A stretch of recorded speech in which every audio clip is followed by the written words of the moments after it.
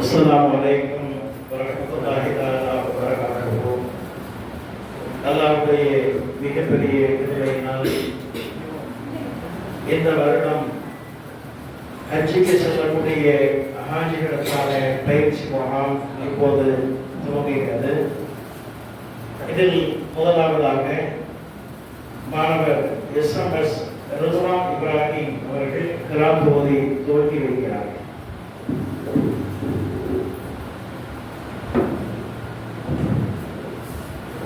அஸ்ஸலாமு அலைக்கும் வரஹ்மத்துல்லாஹி தஆலா வபரகாத்துஹு. அஊது பில்லாஹி மினஷ் ஷைத்தானிர் ரஜீம்.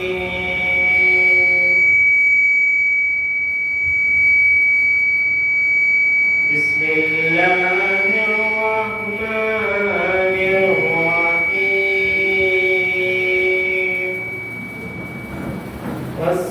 வஸ்ஸமாஇ வத்-தாரிக் வமா அத்ராக மத்-தாரிக் அன்-நஜ்மு الثاقب إن كل نفس لما عليها حافظ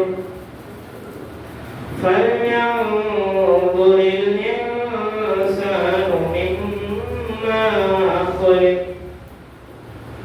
خلق من ماء دافق يخرج من بين صلب والترائب إنه على رجعه لقادر فما لهم من قوة ولا ناصر والسماء ذات الرجع والأرض ذات الصدع إنه لقول فصل وما هو بالعزل إنهم يكيدون كيدا وأكيد كيدا فمهل الكافرين أمهلهم رويدا صدق الله العظيم. السلام عليكم ورحمة الله تعالى وبركاته. கிராத் ஓதிய மாணவர்களுக்கு ஜஸாக்கல்லாஹு ஹைரன் கஸீரா. அடுத்ததாக வரவேற்புரை சின்னப்பள்ளி வாயில் முத்தவல்லி பெரியப்பள்ளி வாயில் நிர்வாக சபையினுடைய உறுப்பினர் பொன்னாச்சி பொதுச்சேவை மையத்தின் நிறுவனராக இருந்து சிறப்பான சேவைகள் செய்து வரும் அண்ணன் ஹாஜி எஸ்.எஸ். ராஜா ஜுபதி எம்சி அவர்கள்.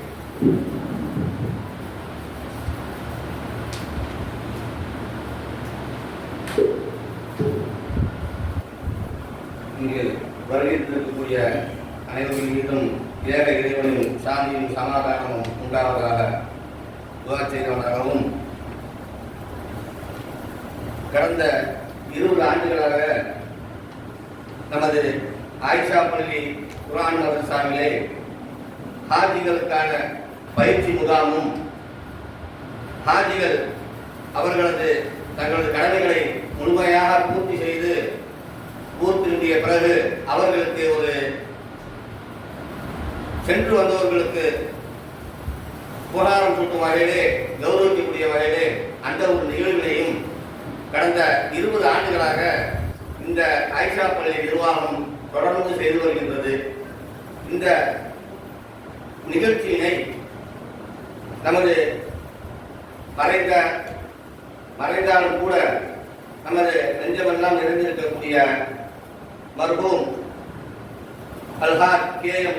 ஹாஜி முகமது அண்ணன் அவர்கள் இந்த ஒரு விஷயத்தினை தொடர்ச்சியாக இந்த மதரசாவின் வாயிலாக தொடர்ந்து நம்ம ஊருக்கு நடத்தி கொண்டு வருகின்றார்கள். இது 20 ஆண்டு என்பது தொடர்ச்சியாக நடைபெற்று வருவது நிச்சயமாக அல்லாஹ்வுடைய மாபெரும் கிருபைதான். தொடர்ச்சியாக இந்த விஷயத்தினை அவர்கள் வெளிநாடு சென்றிருந்தாலும் கூட அதிகமான நேரங்களிலே வெளிநாட்டிலே இருப்பார்கள். அந்த ஹாஜி முகமது அவர்கள் அல்லது சென்றிருப்பார்கள். இப்படி பல வகையான நேரங்களில் கூட அவர்கள் இல்லாவிட்டாலும் கூட இந்த நிகழ்ச்சியினை தொடர்ந்து அவரது குடும்பத்திலே உள்ளவர்கள், அவரது மனைவியார், அவரது மகளார், அவரது பேரன், இப்படி யாரேனும் தொடர்ந்து இந்த நிகழ்ச்சியினை தொய்வில்லாமல் தொடர்ந்து நடத்தி வருகின்றார்கள். கொரோனா காலகட்டத்திலும் கூட இந்த நிகழ்ச்சி தொடர்ந்து எல்லாம் உள்ள அல்லாஹ்வின் மாபெரும் கிருபையால் தொடர்ந்து நடைபெற்று வந்து கொண்டிருக்கின்றது. இந்த நிகழ்ச்சி கியாமத்து நாள் வரை தொடர்ந்து நடைபெற இங்கு வந்திருக்கக்கூடிய அனைவர்களும் நீங்கள் துஆ செய்ய வேண்டும். ஏனென்று கேட்டால் இந்த ஒரு விஷயத்தை ஒரு ஜமாத் நிர்வாகமோ அல்லது வேறு ஒரு தனியார் நிர்வாகமோ எடுத்து நடத்த முன்வராத நிலையில் நமது கௌரவத்திற்கு ஏற்ற வகையிலே குறிப்பாக அல்லாஹ்வின் இல்லமாம் ஹஜ்ஜிற்கு சென்று வரக்கூடியவர்களை கௌரவப்படுத்தக்கூடிய ஒரு நிகழ்ச்சியினை நமது ஹாஜி முகமது அப்பா அவர்கள் முன்னெடுத்து சென்றிருக்கிறார்கள். அதை தொடர்ந்து நடத்த வேண்டியது இந்த குடும்பத்தினருக்கும் அதற்காக தொடர்ந்து உதவியாக இருந்து வந்து கொண்டிருக்கின்ற இதை போன்ற சகோதரர்கள் அனைவர்களும் தொடர்ந்து இந்த நிகழ்ச்சிக்காக முன்னெடுப்போம் என்பதை கூறிக்கொண்டு இந்த நிகழ்ச்சி 20ஆம் ஆண்டாக இந்த வருடம் நடைபெற இருக்கின்றது. இன்றைய நிகழ்ச்சி நமது இதனுடைய ஆயிஷா பள்ளியினுடைய நிறுவனர் அல்ஹாஜ் ஹாஜி முகமது அப்பா அவர்கள் மறைவிற்கு பிறகு 1ஆம் ஆண்டாக நடைபெறுகின்றது. மறைந்த மர்ஹூம் அப்பா அவர்களுக்காக நீங்கள் அனைவரும் துஆ செய்ய வேண்டும். இந்த வருட இந்த நிகழ்ச்சிக்கு கிராத் ஓதி சிறப்பித்து தந்த பெரியப்பள்ளி வாசல் மதரசா பைஜுல் பாக்கியா ஆபில் மாணவர் இளவல் SMS ரில்வான் இப்ராஹிம் அவர்களுக்கும் இந்த நிகழ்ச்சி தொடர்ந்து நடைபெற ஹாஜி முகமது அப்பா அவர்களுக்கு தொடர்ந்து ஒவ்வொரு வருடமும் உறுதுணையாக இருக்கக்கூடிய எனது மதிப்பிற்கும் மரியாதைக்கும் உரிய மௌலானா மௌலவி அல் ஹாஃபிஸ் அல் ஹாஜ் ஆலிம் சாஹிப் அப்பா தைகால் பள்ளியினுடைய தலைமை இமாம் MS அஹமது மீரான் பைஜி அவர்களை நிர்வாகத்தின் சார்பாக வருக வருக என வரவேற்கின்றேன். இறுதியாக இந்த நிகழ்ச்சிக்கு நன்றியுரையாற்ற இருக்கின்ற இஸ்லாமிக் சொசைட்டியினுடைய இணைச் செயலாளர் அருமை சகோதரர் ஜனாப் PMF அலிமைதீன் அவர்களையும் வருக வருக என இந்த நிர்வாகத்தின் சார்பாக வேண்டி விரும்பி கேட்டுக்கொள்கின்றேன். இறுதியாக இந்த நிகழ்ச்சிக்கு இந்த வருடம் புனித ஹஜ் பயணத்தை மேற்கொள்ள இருக்கின்ற நமது மற்றும் நமது சுற்று வட்டார ஊர்களிலே உள்ள ஹஜ் பயணம் புறப்பட இருக்கின்ற அனைவர்களும் இந்த பயிற்சி முகாமில் கலந்து கொள்ள வந்திருக்கின்றார்கள். இன்னும் சில பேர் வர இருக்கின்றார்கள்.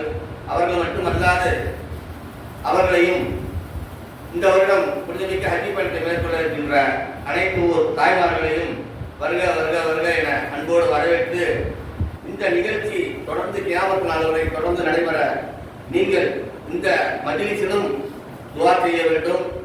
நீங்கள் உம்ரா பயணம் மேற்கொள்ளும் பொழுது தொடர்ந்து இந்த நிகழ்ச்சி இந்த மதரசாவிலே நடைபெறுவதற்கு நீங்கள் அனைவரும் துஆ செய்ய வேண்டும் அன்போடு கேட்டுக்கொண்டு எனது வரவேற்பை நிறைவு செய்கின்றேன். அஸ்ஸலாமு அலைக்கும் வரஹ்மத்துல்லாஹி தஆலா வ பரகாத்துஹு.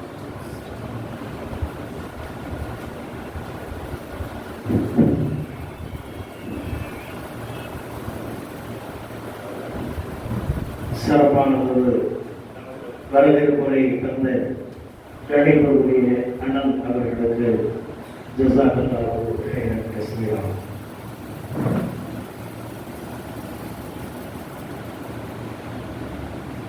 இன்னல் ஹம்தலில்லாஹி லில்லாஹ்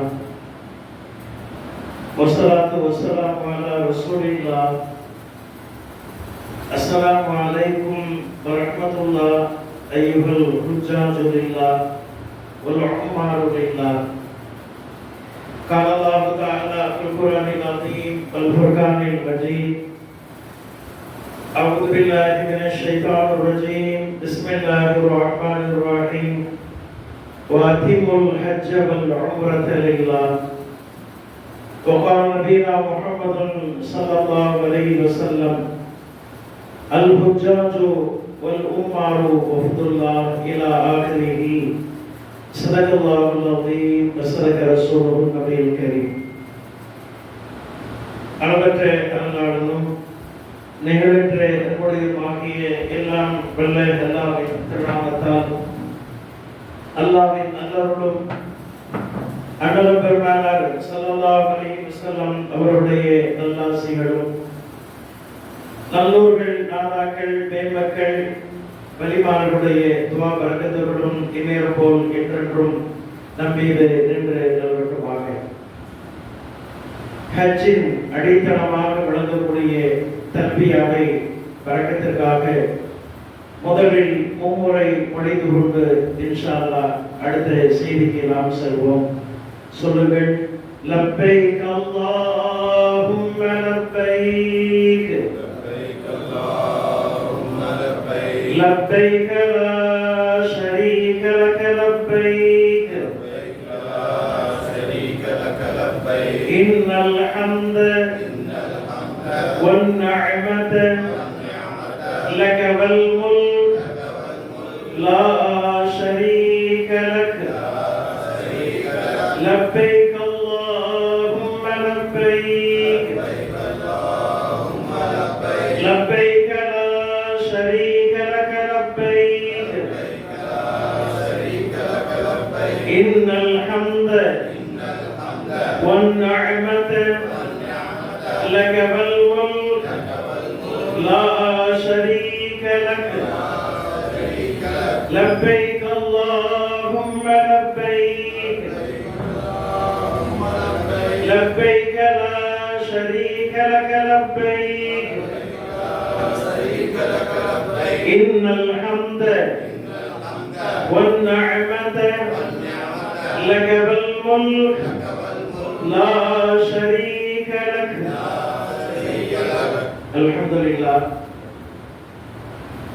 அல்லாஹ்வுடைய இல்லத்தை காண்பதற்காக செல்லக்கூடிய அல்லாஹ்வின் விருந்தாளிகள் ஹாஜிகளே, சிறப்பான இந்த நிகழ்வுக்கு இங்கே வருகை தந்து கிராத் ஓதிய அருமைக்குரிய மாணவரை, அழகான முறையில் வாழ்த்துறை வழங்கிய நம்முடைய நஜ்முதீன் அண்ணன் அவர்களே, பல்லாண்டு காலம் ஹாஜிகளுடைய அரிய பணியில் தொடர்ந்து ஈடுபட்டிருக்கும் அருமைக்குரிய நம்முடைய சலாம் அப்பா அவர்களே, பொதுக்குடி இருந்து கொண்டு அந்த ஊர் ஹாஜிகளுக்கு சிறப்பான ஒரு சேவைகளை செய்து வரக்கூடிய ஷேகலா அண்ணன் அவர்களே, அருமைக்குரிய ஹாஜிகளே, ஹஜ்ஜாக்களே, இந்த நிகழ்வை 20 ஆண்டு காலமாக சிறப்போடு இங்கே நடத்தி வரக்கூடிய நம்முடைய அருமை அண்ணன் ஹாஜி முகமது அவர்களுடைய குடும்பத்தினர்களே, எல்லாம் வல்ல அல்லாஹ் ஜல்லஷானஹு தஆலா நம்முடைய இந்த அமல்களை ஏற்றருள் புரிந்து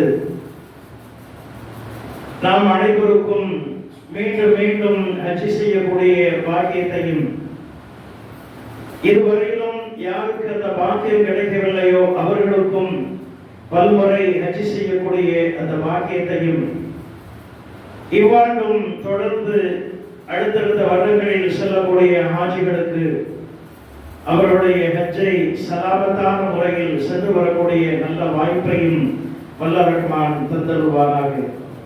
அருமைக்குரிய ஹாஜிமார்களே, கிட்டத்தட்ட 19 ஆண்டுகளாக நேரடியாக தானே முன்னின்று இந்த நிகழ்வை இங்கே நடத்திய நம்முடைய அருமைக்குரிய ஹாஜி முகமது அண்ணன் அவர்கள் இந்த வருடம் அல்லாஹ்வுடைய அழைப்பை அவர்கள் ஏற்று அல்லாஹ்வுக்கு நெருக்கமான ஒரு இடத்தில் இருந்து இந்த நிகழ்வை காணக்கூடிய ஒரு வாய்ப்பை அல்லாஹ் அவர்களுக்கு தந்திருக்கின்றான் என்பதோடு மட்டுமல்ல, இந்த நிகழ்வுகளினால் இதுவரையிலும் யாரெல்லாம் இந்த ஹஜ் உம்ராவுக்காக இன்னும் பல அவர்களுக்காக பயன்பெற்றார்களோ அனைத்து நபர்களுடைய நன்மைகள் என்ன என்ன என்பதை நேரடியாக அனுபவ ரீதியாக அங்கே அமர்ந்து அதனை அனுபவித்துக் கொண்டிருக்கக்கூடிய பெரும் பேர் பெற்று அண்ணன் ஹாஜி முகமது அவர்கள்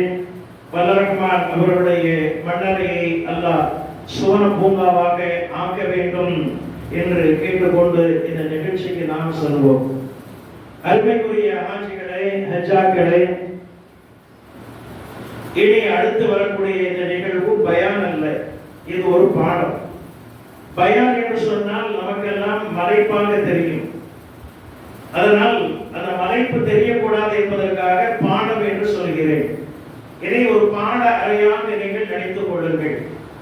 இப்போது உங்கள் அனைவரையும் எந்த விதமான செலவும் இல்லாமல், எந்த விதமான விசா ப்ராசஸிங் இல்லாமல் இன்ஷா அல்லாஹ் நேரடியாக நான் உங்களை மக்கா மதீனாவிற்கு அழைத்து சென்று உம்ரா ஹஜ் ஜியாரத்தை நிறைவு செய்து மீண்டும் இந்த இடத்தில் இன்ஷா அல்லாஹ் கொண்டு வந்து நிறுத்தி விடுவேன்.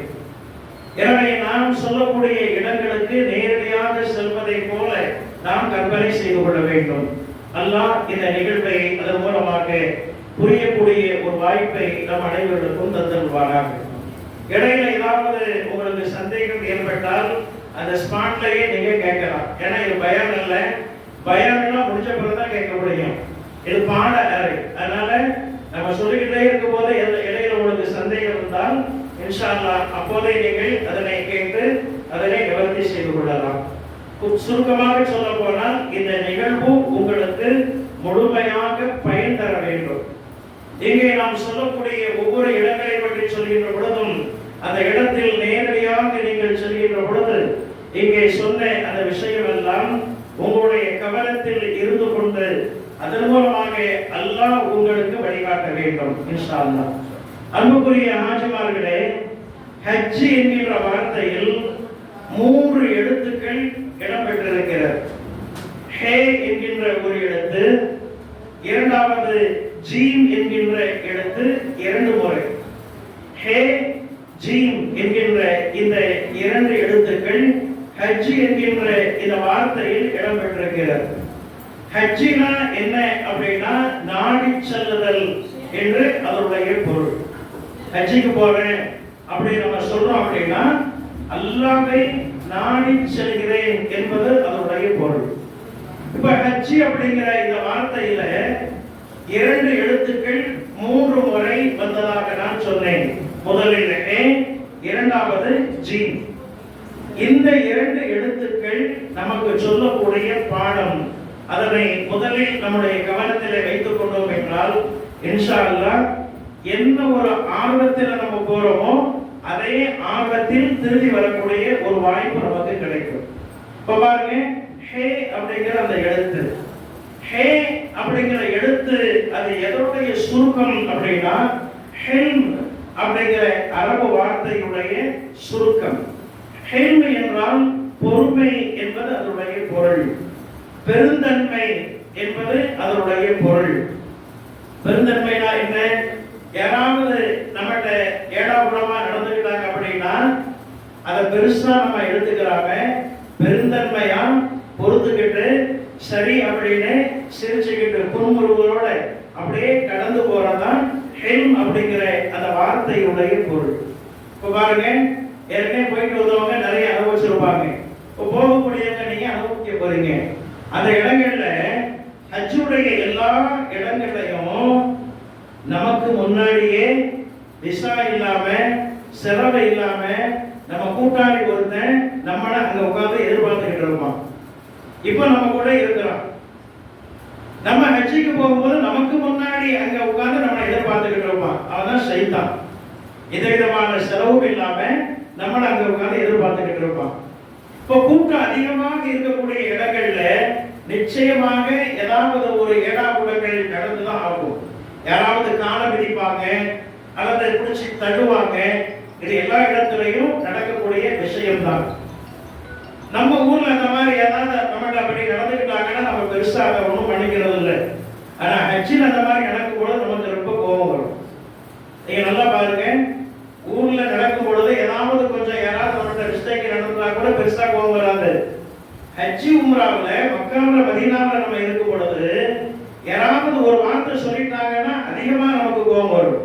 தெரியாம நம்ம காலை விதிச்சிருப்பாங்க, நிறைய நம்ம கோபம் வரும். ஏதாவது நம்மகிட்ட சொல்லுவாங்க, அதிகமாக நம்ம கோபம் வரும். சில பேர் சொல்லுவாங்க, நான் இத்தனை லட்சம் கட்டி வந்தேன் தெரியுமா, எடுத்த உடனே நமக்கு அதுதான் ஞாபகம் வரும். நான் எவ்வளவு நானும் பணம் கட்டி தான் வந்திருக்கிறேன், நீ மட்டும் என்ன பேசுற அப்படின்னு கேட்பாங்க.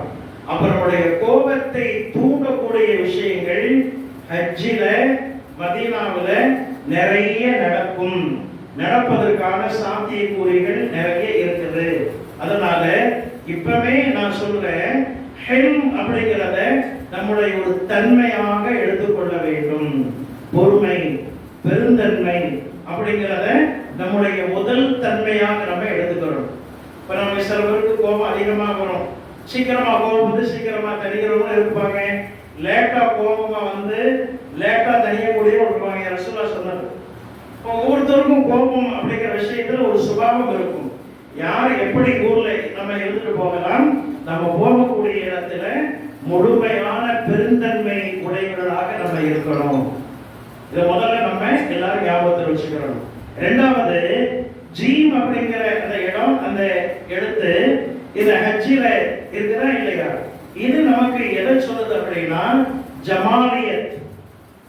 ஜமாலியத்தான தன்மை நம்மிடத்தில் குடிகொண்டு விட வேண்டும். ரெண்டு தன்மை இருக்கு. அல்லாஹ்ட்ட இருக்கக்கூடிய தன்மை தான் ஹெல்ம் அப்படிங்கிறது, அல்லாஹ்ட்ட இருக்கக்கூடிய தன்மை தான் அஸ்மாஉல் ஹுஸ்னால உள்ளது. ஜமாலியத்தான தன்மையும் அல்லாஹ்ட்ட இருக்குது, ஜலாலியத்தான தன்மையும் அல்லாஹ்ட்ட இருக்குது. ஜமாலியத்தான தன்மை அப்படின்னா என்ன? சாந்த குணமாக நடந்து கொள்வது. ஜலாலியத்தான குணம் அப்படின்னா பழிவாங்கும் தன்மையோடு நடந்து கொள்வது. அல்லாஹ் அவனால ரெண்டு விதமா நடக்க முடியும். அல்லாஹ் சாந்த குணமாகவும் சாத்வீகமாகவும் நம்ம இடத்தில் நடந்து கொள்வான். எவ்வளவோ தப்பு பண்றோம், அல்லாஹ் அதெல்லாம் பெருசுபடுத்தாம விட்டு தள்ளிட்டு அடுத்த கட்டத்துக்கு நம்மளை எல்லாம் கொண்டு போறானா இல்லையா? இது சாத்வீகமான தன்மை. ஜலாலியத்தான தன்மை அப்படின்னா பழி வாங்குறது. நம்ம ஒரு தப்பு பண்ணணும் அப்படின்னா உடனே நமக்கு ஒரு தண்டனை கொடுக்கிறது. இதுவும் அல்லாஹ் சமயத்தில் அப்படியும் செய்வான். இப்ப நம்ம ஹஜ்ஜில ஜமாலியத்தான தன்மையோடு நடந்து கொள்ள வேண்டும், சாத்வீகமாக நாம் நடந்து கொள்ள வேண்டும், பெருந்தன்மை நம்மிடத்தில் குடிகொள்ள வேண்டும். நம்ம எதையும் பெருசா எடுத்துக்கிறாம, அடுத்தவங்க யாரும் தப்பு பண்ணனா அது ஒரு பெரிய கணக்காக எடுத்துக்கொள்ளாம சாந்த குணத்தோடு பொறுத்து போகக்கூடிய இந்த தன்மையை நாம் இப்போதே உண்டாக்கி கொள்ள வேண்டும். இந்த ரெண்டு தன்மை தான் நமக்கு முதல்ல ஹஜ்ஜிக்கான விசா டிக்கெட்டும் இந்த ரெண்டு தன்மை தான். பாருங்க, அல்லாஹ்வுடைய கிருபையில இந்த ரெண்டு தன்மையும் நம்ம உண்டாக்கிக்கிறது ஒரு கஷ்டமான காரியம் அல்ல. ஹஜ்ஜில நீங்க இந்த ரெண்டு தன்மையையும் உங்களுடைய இரண்டு கண்களாக நீங்க ஆக்கிக்கிட்டீங்க அப்படின்னா ஊருக்கு வந்த பின்பும் அல்லாஹ்வுடைய கிருபையில உங்களுக்கு சாத்வீகம் இருக்கும், பொறுமை இருக்கும், பெருந்தன்மை இருக்கும். அங்க என்னென்ன காரியத்தை கடைபிடித்தீர்களோ அத்தனை குணங்களோடு ஊரில் நீங்கள் மிளறக்கூடிய ஒரு வாய்ப்பை அல்லாஹ் தருவான். இப்ப பாருங்க, நம்ம ஹஜ்ஜிக்கு போறோம். இப்ப ஹஜ்ஜிக்கு போகும்போது அல்லாஹ் என்ன சொல்றான் அப்படின்னா வஅத்திமுல் ஹஜ்ஜ வல் உம்ரத லில்லாஹ். அல்லாஹ்வுக்காக ஹஜ்ஜையும் உம்ராவையும் பரிபூர்ணமாக நீங்கள் நிறைவேற்றுங்கள் அப்படின்னு அல்லாஹ் குர்ஆன்ல சொல்றான். நான் ஒவ்வொரு வருஷமும் சொல்லப்படுது, ஸ்டார்டிங்ல சொல்றது வழமை.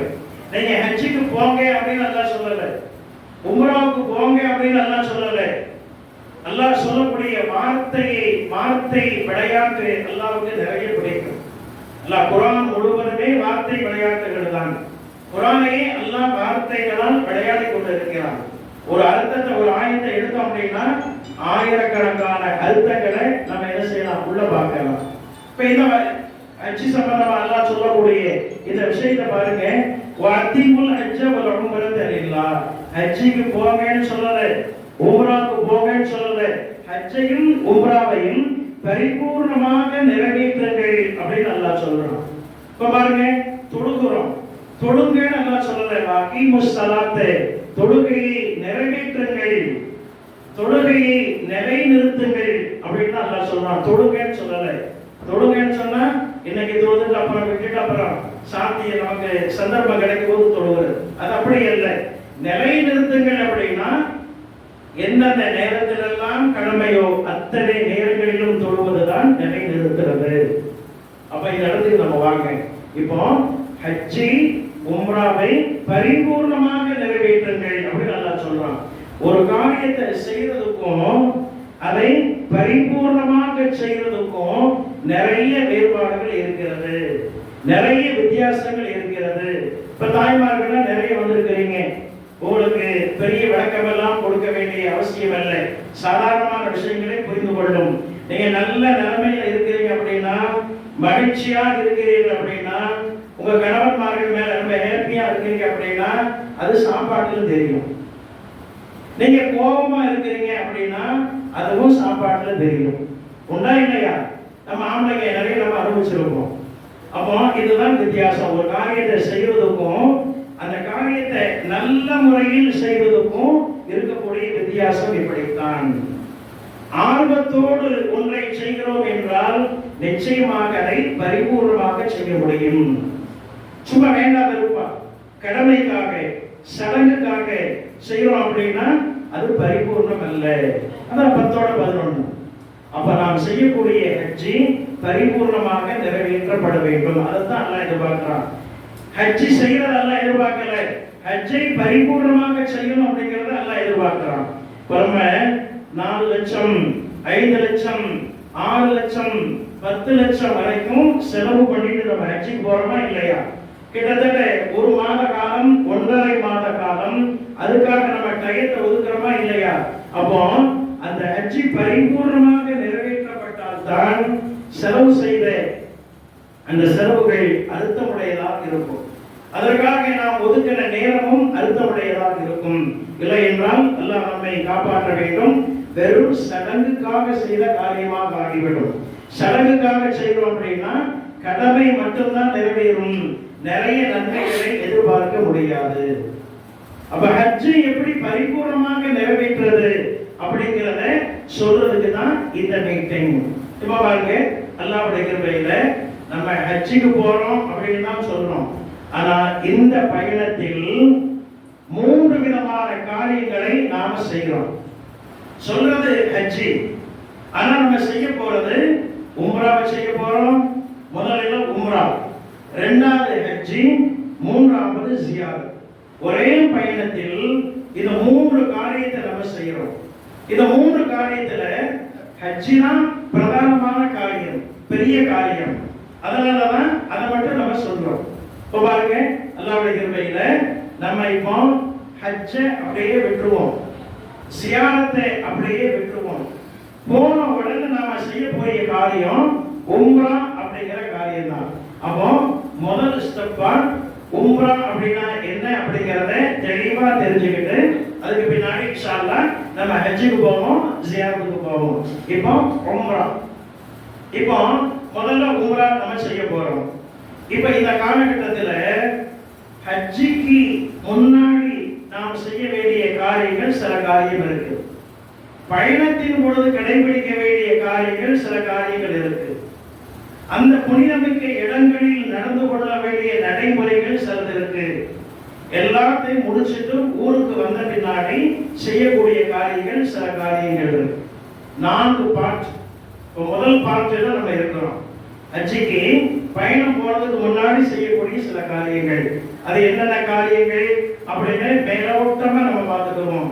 நம்ம யார் யாரெல்லாம் நமக்கு பிரச்சனை இருக்கிறதோ, யார் யாரோடெல்லாம் நமக்கு மனக்கசப்பு இருக்கிறதோ அவங்கள்ட்ட போய் முசாபா செய்து அவங்கள்ட்ட மனவிட்டு பேசி நம்ம மூலமா அவங்களுக்கு ஏதாவது கொடுக்கணும் அப்படி இருந்தா அதை கொடுத்து விட்டு, அல்லது அவங்கள்ட்ட இருந்து ஏதாவது நமக்கு ஹக்கு வரணும் அப்படி இருந்தா முறையாக கேட்டு பார்த்து விட்டு, வரலையா அதை அல்லாஹ் தன்னை பொறுப்பை சாட்டிட்டு அவங்களுக்கும் நமக்கு ஒரு சமாதானத்தை ஏற்படுத்தி கொண்டு நம்முடைய அடுத்த பயண கட்டங்களை நம்ம ஆரம்பிக்கணும். இப்ப முதல்ல அல்லாஹ் அவருக்கு நன்றி செலுத்தணும், சுக்ரியா நபில் தொழுகணும். அப்ப எல்லாருமே நம்ம தொழுகிருப்போம். நம்முடைய பயணம் எப்போ உறுதி செய்யப்பட்டதோ அல்லாஹ்வுடைய கிருபையில் அதை நம்ம செஞ்சிருப்போம். அடுத்து இப்போது இருந்தே நிறைய ஸலவாத்துகளை அதிகமாக நம்ம ஓதி வைக்கணும். ஏன்னா நம்ம மதீனாவுக்கு போறோம்னா இல்லையா, மதீனாவில் கண்மணி நாயகம் ஸல்லல்லாஹு அலைஹி வஸல்லம் அவருடைய ரவுலாவிற்கு செல்கின்ற பொழுது அவங்களுக்கு ஒரு காணிக்கை கொடுக்கணும், மிகப்பெரிய காணிக்கை கொடுக்கணும், அவங்க விரும்பக்கூடிய காணிக்கையை கொடுக்கணும். ஸல்லல்லாஹு அலைஹி வஸல்லம் அவங்களுக்கு நம்ம போய் நம்ம ஊர்ல இருந்து 4 கிலோ தமிழ் வாங்கி கொண்டு போய் எங்களுக்கு கொடுக்க முடியுமா, வாயில ஊட்ட முடியுமா? அது முடியாது. மதீனாவில் எங்கேயும் முண்டியெல்லாம் கிடையாது காணிக்கை போடுறதுக்கு பள்ளிவாசல்ல. அப்ப ஸல்லல்லாஹு அலைஹி வஸல்லம் அவங்களுக்கு என்ன காணிக்கை நம்மளால் கொடுக்க முடியும், எதை அவர்கள் ஏற்றுக்கொள்வார்கள், எதை பிரியப்படுவார்கள், ஸலவாத் அப்படிங்கிறது தான் அவங்களுக்கும் நமக்கும் இருக்கக்கூடிய நம்மை அவரோடு இணைக்கக்கூடிய தொடர்பு. அந்த ஸலவாத் மட்டும்தான். நம்ம ஊர்ல இருந்து ஓதலாம், நேரடியா அங்கே போய் ஓதலாம். ஊர்லயே அதிகமாக ஓதி ஹஜ்ஜுக்கு போகக்கூடிய ஹாஜிகளும் சரி, இல்லை அவங்களுடைய குடும்பத்தாரும் சரி, நிறைய ஸலவாத்துகளை ஓதி ஹஜ்ஜுக்கு போறவங்களுக்கு அதை பொறுப்பு சாட்ட வேண்டும், சமர்ப்பிக்க வேண்டும். அவங்க போய் ஸல்லல்லாஹு அலைஹி வஸல்லமுடைய தர்பார்ல அந்த ஸலவாத் அவங்க என்ன செய்வாங்க, கொண்டு போய் அதை ஒப்படைப்பாங்க. இப்போதே நம்ம என்ன செய்வோம், நிறைய ஸலவாத்துகளை ஓதி வைக்கணும். வெள்ளி திங்கள் ஸல்லல்லாஹு அலைஹி வஸல்லம் அவங்க ஸலவாத் ஓத சொன்ன அந்த நாட்கள்ல நிறைய நம்ம ஓதணும். அப்போ ஹஜ் சம்பந்தப்பட்ட நிறைய விஷயங்களை எப்பவுமே தெரிஞ்சுக்கணும், நிறைய வாக்கிங் போகணும். இப்போ முதல் ஸ்டெப்ல நம்ம கடைபிடிக்க வேண்டிய நடைமுறைகள். இப்போ பாருங்க, அல்லாஹ்வுடைய கிருபையில நம்ம முதல்ல இப்ப அங்க போய் என்ன செய்ய போறோம், உம்ரா செய்ய போறோம். ஹஜ் அப்படியே தூர விட்டுருங்க, ஜியாரத்தையும் தூர விட்டுருங்க, உம்ராவை மட்டும் இப்ப மைண்ட்ல வச்சுக்கிட்டு வாங்க. இப்ப நம்ம உம்ரா செய்ய போறோம். உம்ரா அப்படின்னா 4 காரியத்திற்கு பெயர் உம்ரா அப்படின்னு பெயர். உம்ரா அப்படின்னா 4 காரியத்திற்கு உம்ரா அப்படின்னு பெயர். இப்ப ஹஜ் உம்ரா ரெண்டுக்கு என்ன வித்தியாசம் அப்படின்னா, ஹஜ் அப்படின்னா அது உம்ராவில் இருக்கக்கூடிய காரியங்களை தாண்டி பெரிய கடமைகள், பெரிய உம்ரா. உம்ரானா என்ன, மினி ஹஜ் அப்படின்னு நம்ம புரிஞ்சுக்கலாம். இப்போ 4 காரியங்கள் உம்ரா அப்படிங்கிறது. முதல்ல இஹ்ராம் ஆடை, இரண்டாவது அங்க போய் நம்ம என்ன செய்யணும், தவாஃப் சுத்துறது, மூன்றாவது தொங்கோட்டம் ஓடுறது, நான்காவது தலைமுடி களைவது. இந்த 4 காரியத்துக்கு பெயர் தான் உம்ரா அப்படின்னு பெயர். கிட்டத்தட்ட நம்ம முதல் உம்ரா சென்னையில இஹ்ராம் கட்டி அங்க போன உடனே இஹ்ராம் நிலையில நம்ம ஹரமுக்குள்ள போயிட்டோம் அப்படின்னா ஒரு 3/4 மணி நேரம் 1 மணி நேரத்துக்குள் இது முடிச்சிடும். உம்ராவை நம்ம கம்ப்ளீட் பண்ணிடலாம். இப்ப பாருங்க, இந்த 4 காரியம் சொன்னோமா இல்லையா, இந்த 4 காரியம் நம்ம இப்படி ஞாபகத்துல வச்சுக்கிட்டோம் அப்படின்னா ரொம்ப ஈஸியா இருக்கும். 2 காரியங்கள் நம்முடைய உடல் சம்பந்தப்பட்டது, இன்னும் 2 காரியங்கள் அங்க உள்ள இடம் சம்பந்தப்பட்டது. இப்ப பாருங்க, முதல்ல இஹ்ராம் ஆடை அணியன்னு சொன்னோம். இப்ப எப்படி அணியறதுங்கிறது ஆண்களுக்கு இன்ஷா அல்லாஹ் கடைசியில நம்ம காட்டுவோம். இப்ப இஹ்ராம் ஆடை உடம்புல அணிகிறது, அப்ப அது உடல் சம்பந்தப்பட்டது. அதே போன்று 4வது விஷயம் சொன்னோமா இல்லையா, ஹேர் கட்டிங், அது நம்முடைய உடம்புல இருக்கக்கூடிய ஒரு உறுப்பு, அதை கட் பண்றது. அப்போ நம்பர் 1 நம்பர் 4 நம்முடைய உடல் சம்பந்தப்பட்டது. நம்பர் 2 கஅபாவை தவாஃப் செய்யணும், அது இடம் சம்பந்தப்பட்டது. நம்பர் 3 சஃபா மர்வாக்கு மத்தியில தொங்கோட்டம் ஓடுறது. ஆக 1 4 நம்முடைய உடல் சம்பந்தப்பட்டது, 2 3 அங்கே இருக்கக்கூடிய புனித இடம் சம்பந்தப்பட்டது. அப்படியானால் என்ன பொருள், நம்முடைய உடல் பொருள் ஆவி அனைத்தையும் நம்முடைய உயிரை சுமந்து கொண்டிருக்கக்கூடிய இந்த உடம்பை அல்லாஹ்வுடைய புனித இடமாகிய அந்த இடத்துல கொண்டு போய் அர்ப்பணம் செய்வதுதான் இதனுடைய தாற்பயம். இப்ப இந்த 4 காரியத்துக்கு தான் உம்ரான பேரு. நல்லா ஞாபகம் வச்சுக்கோங்க, நம்ம முதல்ல செய்யறது உம்ரா தான், ஹஜ்ஜி அல்ல. அப்போ உம்ரானா முதல்ல இஹ்ராம் கட்டணும். அல்லாஹ்வுடைய கிருபையில எல்லா ஹாஜிகளுக்கும் சென்னையிலே இஹ்ராம் கட்டிடுவாங்க. நம்ம ஊர்ல என்ன செய்வாங்க, நம்ம கிளம்பும் பொழுது நம்ம வீட்டுல கிளம்புறதுக்கு கொஞ்ச நேரத்துக்கு முன்னாடி 6 ரக்காயத்துகள் நம்ம தொழுகிறோம். இப்ப நம்ம கொஞ்ச நேரத்துல என்ன செய்யறோம், நம்ம ஹஜ் பயணம் புறப்பட போறோம். முதல்ல செய்ய வேண்டியது உம்ரா தான் செய்ய போறோம். அப்ப வீட்டுல குளிச்சுட்டு 6 ரக்காயத்துகள் 2 ரக்காயத்தான் 6 ரக்காயத்துக்கு நம்ம தொழுகிறோம். முதல்ல 2 ரக்காயத்து பயண தொழுகை, இரண்டாவது முதல்ல 2 ரக்காயத்து சுக்ரியா நஃபில், இரண்டாவது 2 ரக்காயத்து பயண தொழுகை, அடுத்த 2 ரக்காயத்து இஹ்ராம் ஆடை. அது நம்ம எங்க போய் பண்ணாலும் சரி, வீட்டிலே அதற்கான 2 ரக்காயத்தை தொழுகிறோம். இப்படி 2 ரக்காயத்தான் 6 ரக்காயத்தை நம்ம வீட்டுல குளிச்சுட்டு அதற்கான ஏற்பாடுகள் எல்லாம் செஞ்சுட்டு நம்ம என்ன செய்யறோம், 6 ரக்காயத்தை வீட்டுல தொழுகிறோம். இப்போ வீட்டில் இருந்து நம்ம கிளம்ப போறோம். நம்ம ஒன்று சொல்லும் பொழுது அப்படியே அந்த இடத்தில் இருப்பதாக நாம கற்பனை செஞ்சுக்கிட்டே எப்படி வாங்க. இப்ப நம்ம வீட்டுல இருந்து என்ன செய்யறோம், கிளம்ப போறோம். வீட்டில் இருக்கக்கூடிய எல்லா நபர்களும் சேர்ந்து முதல்ல சொன்னமா இல்லையா தல்பியா, அந்த தல்பியாவை 3 முறை உரத்த குரலில் வீட்டில் இருக்கக்கூடிய சின்ன பிள்ளைங்க, பெரியவங்க, ஹஜ்ஜுக்கு வரக்கூடியவங்க, வராதவங்க எல்லாம் சேர்ந்து இந்த தல்பியாவை 3 முறை வீட்டில் நம்ம என்ன செய்யணும், முடியணும். அதுக்கு பின்னாடி பள்ளிவாயிலுக்கு போறதா பள்ளிவாசலுக்கு போகணும், இல்ல நேரடியா அங்கிருந்து பயணம் போறதா இருந்தா இன்ஷா அல்லாஹ் அடுத்த பயணத்தை தொடரலாம். வீட்டுல இந்த தல்பியாவை முடையணும்.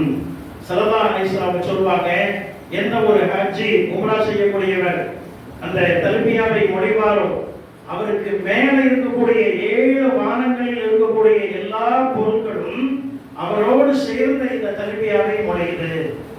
வலப்புறம் இடப்புறம் முன்புறம் பின்புறம் மேலே கீழே, நமக்கு கீழே அல்லாஹ் எத்தனை வகையான உலகங்களை எல்லாம் படைத்து வைத்திருக்கிறானோ, நமக்கு கீழே என்ன இருக்குது, பூமி இருக்குது, அதுல நிறைய உலோகங்கள் இருக்குது. இப்ப என்னென்ன இருக்கோ அத்தனை சேர்ந்து நம்மோடு என்ன செய்யுது, இந்த தல்பியாவை முடியுது. சுருக்கமாக சொன்னால் அதன் மூலமாக நம்முடைய இல்லத்திற்கு மிகப்பெரிய பரக்கத். வீட்டுல தல்பியா முடியணும் அப்படின்னா வீட்டுல இருக்கக்கூடிய எல்லா பொருட்களும் சேர்ந்து அதை சொல்லும், நம்முடைய வீட்டிற்கு பரக்கத். ஹஜ்ஜுக்கு வராதவங்களும் சேர்ந்து முறையும் பொழுது அவங்களுக்கும் அந்த வாய்ப்பு கிடைக்கும். அப்போ இந்த தல்பியாவை 3 முறை முடிந்து இன்ஷா அல்லாஹ் இப்ப நம்ம வீட்டுல இருந்து நம்ம பயணம் கிளம்பிட்டோம். அல்லாஹ்வுடைய கிருபையில நம்ம எங்க வந்துட்டோம் அப்படின்னா சென்னைக்கு வந்துட்டோம். இப்ப பாருங்க, இந்த ஹஜ்ஜி கம்பெனியில போகக்கூடியவங்க அல்லது பிரைவேட்ல போகக்கூடியவங்க 1 நாள் அல்லது 2 நாள் சென்னையில தங்க வச்சு அங்க தல்பியத்து கேட்கலாம் நடக்கும். அதை முடிச்சுட்டு தான் அடுத்தவங்களை அழைத்துட்டு போவாங்க. இன்னொன்று ஞாபகம் வச்சுக்கிறோம், எகராம் ஆடையை நம்ம இப்ப அணியலை, பிளேட்டுக்கு முன்னாடி ஒரு டைம் கொடுப்பாங்க, அப்பதான் அணிய போறோம், கையோட நம்ம எடுத்துக்கிறோம். இப்ப சென்னையில தங்கி இருக்கக்கூடிய இந்த நாட்களில் அல்லாஹ்வுடைய கிருபையில ஹஜ்ஜி கமிட்டியில சூளையில தங்கக்கூடிய இடம் கொடுத்துருப்பாங்க. பெரிய பெரிய வசதி படைத்தவங்க எல்லாம் வந்து நம்முடைய பேக்கை தூக்கி வாங்கி வைப்பாங்க, நமக்கு அங்க நிறைய கைடு பண்ணுவாங்க. ஹாஜிகள் அதன் மூலமாக கொஞ்சம் நன்மை நமக்கும் கிடைக்கட்டுமே அப்படிங்கிறதுக்காக நீங்கள் நினைத்து பாராத கனவிலும் கண்டிராத பல பெரிய பெரிய வீப்பிகள்னா அங்க வந்து சாதாரணமா மற்றவங்களோட சேர்ந்து அங்க வேலை செஞ்சுட்டு இருப்பாங்க. காரணம் என்ன அப்படின்னா ஹாஜிகளுடைய துவாவை வாங்கணும் அப்படிங்கிறதுக்காக. இப்ப நம்முடைய துவாவை எல்லாருமே எதிர்பார்த்து கொண்டிருக்கிறார்கள். அப்படியானால் நம்முடைய செயல் எவ்வளவு அழகாக இருக்கணும் அப்படிங்கிறத நம்ம செஞ்சுக்கிறோம். இப்ப பாருங்க, அல்லாஹ்வுடைய கிருபையில நம்ம பிளேட் டயர் நமக்கு அறிவிக்கப்பட்டு விட்டது. நம்ம என்ன செய்யறோம், சென்னையில நமக்குரிய அறைகளில் எகராம் ஆடையை நம்ம அணிகிறோம். ஆண்களை பொறுத்தவரையில் இந்த 2 ஆடை தான் ஆண்களுக்கு எகராம் ஆடை. கீழே ஒரு Dress, மேல ஒரு Dress, தையல் இல்லாத இந்த வெள்ளை ஆடையை நம்ம அணிகிறோம். பெண்களை பொறுத்தவரையில் நார்மலா அவங்க வெளியில போகும் பொழுது என்ன Dress போட்டிருப்பாங்களோ அதுதான் அவர்களுக்குரிய எகராம் ஆடை. எகராம் அப்படிங்கிறது லேடிஸுக்கு தனியா எந்த உடையும் அல்ல. வெளியே அவங்க போகும்போது எப்படி உடல் முழுக்க மறைத்து போவாங்களோ அதே மாதிரி போடுறதுதான் எகராம் பெண்களுக்கு. ஆண்களை பொறுத்தவரை தான் அவங்களுக்கு பிரைவேட்டா இந்த 2 ஆடைகள் அவங்க உடுத்திக்கிறணும் ஆண்களுக்கு. இப்போ பாருங்க, எகராம் ஆடையை போட்டு நம்ம நியத்து செய்து நம்ம அதுக்குள்ள வந்துட்டோம் அப்படின்னா நமக்கு பேர் முஹ்ரீம் அப்படின்னு பேர். இப்ப ஆண்களை பொறுத்த வரைக்கும் இந்த 2 ஆடை அணிகிறோம். நல்லா ஞாபகத்தில் வச்சுக்கோங்க, இன்னர் வேர் ஆண்கள் எகராமுடைய நேரத்தில் இன்னர் வேர் அணியக்கூடாது, பனியன் அணியக்கூடாது. அப்ப இதெல்லாம் நம்ம ஞாபகத்தில் வச்சுக்கிறோம். ஆனா சில பேருக்கு சில ட்ரபிள்கள் இருக்கும். டாக்டர் சொல்லியிருப்பாங்க, நீங்க இன்னர் வேர் போட்டு தான் ஆகணும், உள்ளாடை அணிஞ்சு தான் ஆகணும் அப்படின்னு. யார் யாருக்கெல்லாம் டாக்டர்கள் அறிவுறுத்தி இருக்கிறாங்களோ அவங்க மட்டும் என்ன செய்யலாம், இன்னர் வேர் போட்டுக்கலாம். இல்லைன்னா அவசியம் அதை களைந்து விட வேண்டும். இப்ப நிறைய நபர்கள் கொஞ்சம் விவரம் பற்றாம பனியனுக்கு மேல எகராம் ஆடைய போட்டு வந்தவங்க இருக்கிறாங்க. நாங்க பார்த்துருக்கிறோம், மேல பனியை போட்டு மேல இந்த எகராம் ஆடைய போட்டிருந்ததுனால நமக்கு அவ்வளவு தெரியாது. அங்க போய் காபால போய் பார்த்தா உள்ள பனியை போட்டிருப்பாங்க. இப்ப இதுவெல்லாம் பெரிய தவறாக ஆகிவிடும். இந்த மாதிரி தவறுகள் செய்தோம் அப்படின்னா சில ரியால்கள் சதக்கா கொடுக்கக்கூடிய தண்டமாக சதக்கா கொடுக்கக்கூடிய ஒரு நிலைமை ஏற்பட்டுரும். அதனால நல்ல ஞாபகத்தில் வச்சுக்கிறணும். ஆண்கள் இன்னர்வேர் எதுவும் இல்லாம இந்த 2 ஆடையை மேலே ஒன்று கீழே ஒன்று அணிந்து கொள்ள வேண்டும். பெல்ட் போட்டுக்கிறணும். பெல்ட்ல தையல் இருந்துச்சு அப்படின்னா அதை பத்தி பிரச்சனை இல்லை. ஏன்னா பெல்ட் அப்படிங்கிறது இது இந்த கீழே ஊற்றி இருக்கிற ஆடை கடையாம இருக்கிறதுக்கு அது ரொம்ப அவசியம். அதனால பெல்ட் போட்டுக்கிறணும். சப்பல் அப்படிங்கிறது ஓப்பன் டைப்ல இருக்கக்கூடிய ஹவாய் சப்பல் போட்டுக்கிறோம். சில ஹவாய் சப்பல்கள்ல லேசா ஒரு தையல் சில இதில் கொடுத்துருப்பாங்க. அது லேசா இருக்கிறத பத்தி பிரச்சனை இல்லை. காலை முழுமையாக மறைக்கிற மாதிரி சப்பல் போடக்கூடாது.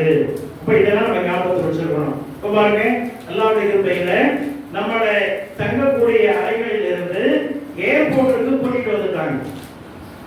இப்ப நம்ம எல்லாரும் எங்க இருக்கிறோம்? ஏர்போர்ட்ல இருக்கிறோம். ஏர்போர்ட்ல இருக்கும் பொழுது நாம என்ன செஞ்சிட்டோம்? எஹ்ராம் ஏற்கனவே ஆல்ரெடி போட்டுட்டோம். நியத்தும் சொல்லி கொடுத்துருப்பாங்க.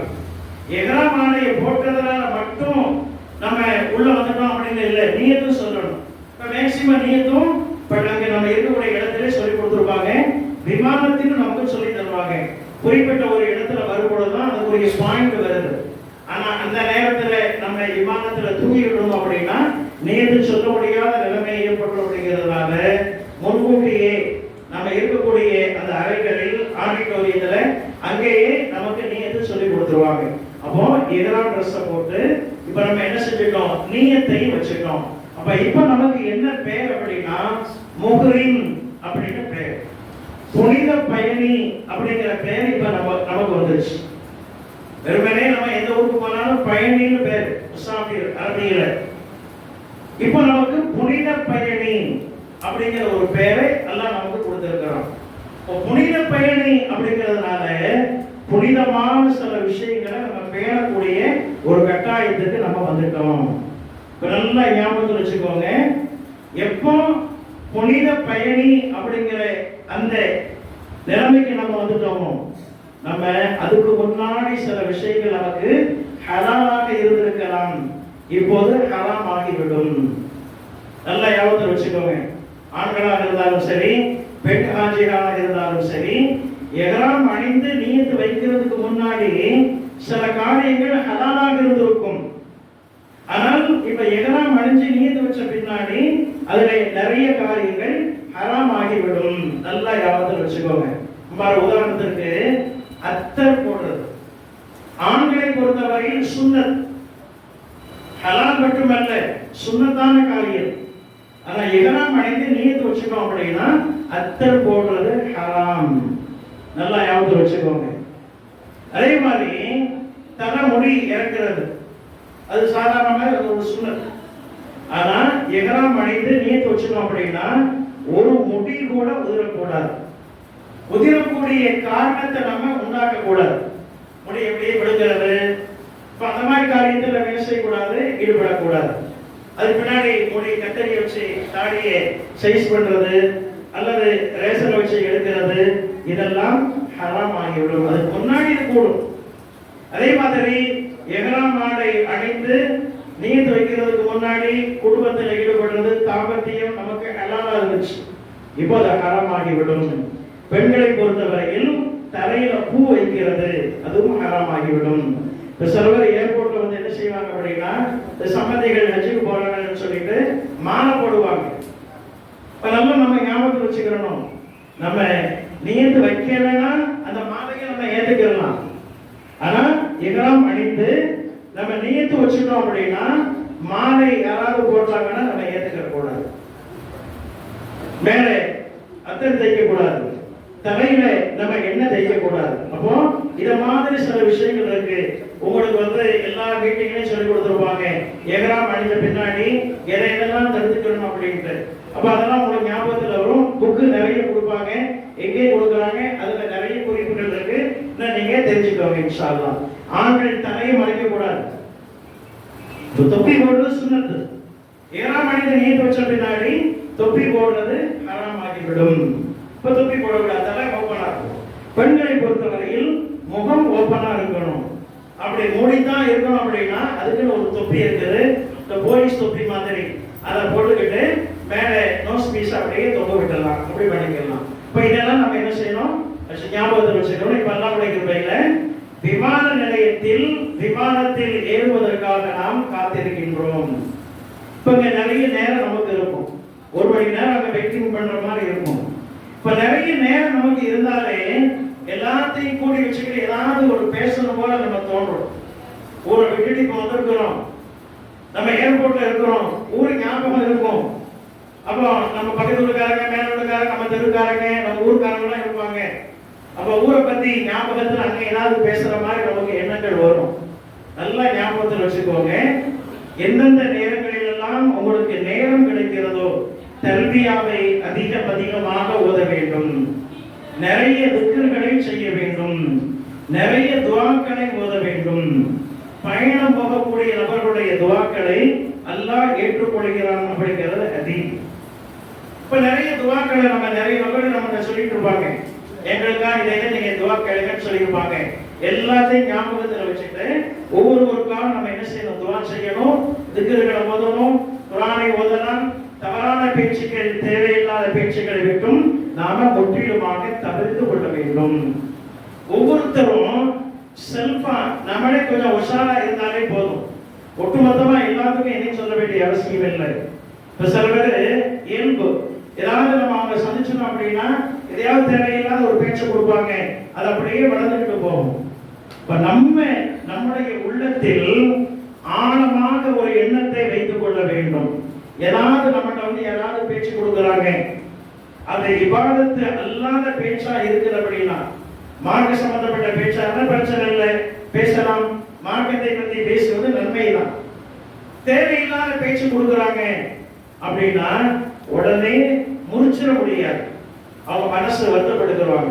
இதை பேசாத, அதெல்லாம் பேசணும் அப்படின்னு சொன்னா மனசு வருத்தப்படுத்துவாங்க. அதனால அவங்க சொல்றது அப்படியே அழகா நம்ம என்ன செய்யணும், அப்படியே கேட்டுக்கிட்டு இன்னைக்கு நீங்க எத்தனை தவாப்பு செஞ்சீங்க அப்படின்னு அடுத்த பேச்சை நம்ம போடணும். நல்லா ஞாபகத்தில் வச்சுக்கோங்க. 2 பேரும் நம்ம பார்க்கும் பொழுது இயல்பா நம்ம வந்து சம்மந்தம் இல்லாத பேசுறது வளமை தான், மனுஷங்க எதை நம்மட்டான். அப்போ நம்மகிட்ட வந்து பேச்சு கொடுக்குறவங்க இபாதத்து அல்லாத வேறு பேச்சு கொடுத்தாங்க அப்படின்னா அதை அப்படியே மறுத்து விடாமல் உள்வாங்கி கொண்டு அந்த பேச்சை இபாதத்தின் பக்கம் நம்ம திருப்பாங்க. இன்னைக்கு நீங்க எத்தனை தவாப்பு செஞ்சீங்க, இன்னைக்கு நீங்க லுகத்துடைய ஜமாத்தோட போய் ஹரம்ல போய் தொழுதீங்களா, இப்படின்னு பேச்சை நம்ம டைவர்ட் பண்ணும் பொழுது அப்ப அவங்களும் அந்த பேச்சுக்கு வந்துருவாங்க. அப்ப தேவையற்ற பேச்சு அப்படிங்கிறத தவிர்த்துட்டு தேவையான பேச்சுக்கு நமக்கு வந்துடும். இன்னைக்கு எத்தனை தவாப் செஞ்சீங்கன்னு கேட்கும் பொழுது அப்ப அவங்களுக்கு தவாப் அதிகமா செய்யணும் போல அப்படிங்கிற ஒரு ஆர்வம் உண்டாகும். இப்ப நல்ல ஞாபகத்தில் வச்சுக்கோங்க, உங்கள்கிட்ட வந்து யார் எந்த பேச்சு கொடுத்தாலும் அதற்கான பதிலை சொல்லி அடுத்த கட்டமாக நீங்கள் பேச்சை இபாதத்துகளின் பக்கம் திருப்ப வேண்டும். இப்ப ஏர்போர்ட்ல நம்ம உட்கார்ந்து இருக்கும் பொழுது அப்படித்தான். நல்லா யோசனை பண்ணி பாருங்க. இப்ப நம்ம எல்லாம் மனுஷங்க தானே, அங்க உட்கார்ந்துக்கிட்டு ஹாஜியாரும் உட்கார்ந்து பேசுவாங்க. அந்த நம்ம ஊர்ல நம்ம பையனுக்கு ஒரு பொண்ணு பார்த்துக்கிட்டு இருந்தாமே, அந்த 4வது தெருவில் உள்ள அந்த பொண்ணு சரி வருமா அப்படின்னு கேட்பாரு ஹாஜியார். ஏன்னா இங்கெல்லாம் உட்காந்து 6 அமர உட்காந்து பேச முடியும், வீட்டில அவ்வளவு பெரியா பேச முடியாது. இப்போ அவங்க அந்த பொண்ணு நல்ல பொண்ணு தான் அப்படின்னு இந்த பொண்ணு மாப்பிள்ளை பார்க்கிற பேச்சுங்க அதிகமா நடைபெறும். இப்ப இமாம்கள் ஒரு சட்டம் சொல்றாங்க, உம்ராவுல ஹஜ்ஜில இருக்கும் பொழுது எஹ்ராம் ஆடை அணிந்தால் தாம்பத்தியம் ஹராம், குடும்ப வாழ்க்கை நடத்துவது ஹராம் மட்டுமல்ல, திருமணம் சம்பந்தமான எல்லா பேச்சுக்களையும் தவிர்த்திருக்க வேண்டும், அதுவும் மக்ரூ அப்படின்னு இமாம்கள் சொல்றாங்க. அப்ப அங்க உட்கார்ந்துக்கிட்டு மாப்பிள்ளை பார்க்கலாமா, பொண்ணு பார்க்கலாமா, இந்த மாதிரி பேச்சுகள் இயல்பாக வரும். அப்ப இதையும் நாம தவிர்த்திருக்கணும். இப்ப தஸ்பீ ஓதணும், துஆ ஓதணும். அல்லாஹ்வுடைய கிருபையை இப்ப நம்ம என்ன செஞ்சிரோம், இமாமத்துக்குள்ள நம்ம அழைச்சிட்டு வந்துடுறாங்க. இமாமத்துல அமர்ந்து நிறைய தல்பியா ஓதணும். இல்ல நமக்கு நிறைய டயர்ட் இருக்கும், அப்படியே உட்கார்ந்து நம்ம என்ன செய்யலாம், நம்ம ஓய்வெடுக்கலாம். இப்ப நம்ம விமானம் சென்னையில இருந்து ஜித்தா போகும் பொழுது ஒரு அரை மணி நேரத்திற்கு முன்பதாக யமன் நாட்டுக்கு மேல பறந்து போகும். இப்ப யமன் நாட்டுல சாதியா அப்படின்னு சொல்லிட்டு ஒரு சிட்டி, முதல்ல கிராமமா இருந்தது, இன்னைக்கு ஒரு பெரிய சிட்டி அது. அந்த சாதியா அப்படிங்கிற சிட்டி தான் இந்தியாவில் இருந்து ஹஜ் உம்ராவுக்கு போகக்கூடியவங்களுடைய எஹராம் பாயிண்ட். அந்த பாயிண்ட் தான் கீழ்த்திசை நாடுகள், நமக்கு கிழக்கு யாரெல்லாம் இருக்கிறாங்களோ சிங்கப்பூர், மலேசியா, அத்தனை நாடுகளுக்கும் இந்தியாவுக்கும் இந்த யமன் நாட்டில் இருக்கக்கூடிய இந்த சிட்டி தான் எஹராமுடைய பாயிண்ட். ஆக்சுவலா நம்ம என்ன செய்யணும் அப்படின்னா அந்த இடத்துல தான் எஹராம் கட்டணும். ஆனா அந்த இடத்துல நம்ம இருக்கும்பொழுது ஃபிளைட்ல இருப்போம், அது சாத்தியப்படாது. சமயத்தில் நிறைய பேர் அங்கதான் கட்டணும்னு அட்டை பிடிச்சி விமானத்துல அங்கேயும் இங்கேயும் ஓடி போய் அந்த இதை கட்டி நிறைய அலம்பெல்லாம் நிறைய பேர் பண்ணி இருக்கிறாங்க. இப்ப இதெல்லாம் பெரிய சேட்டை.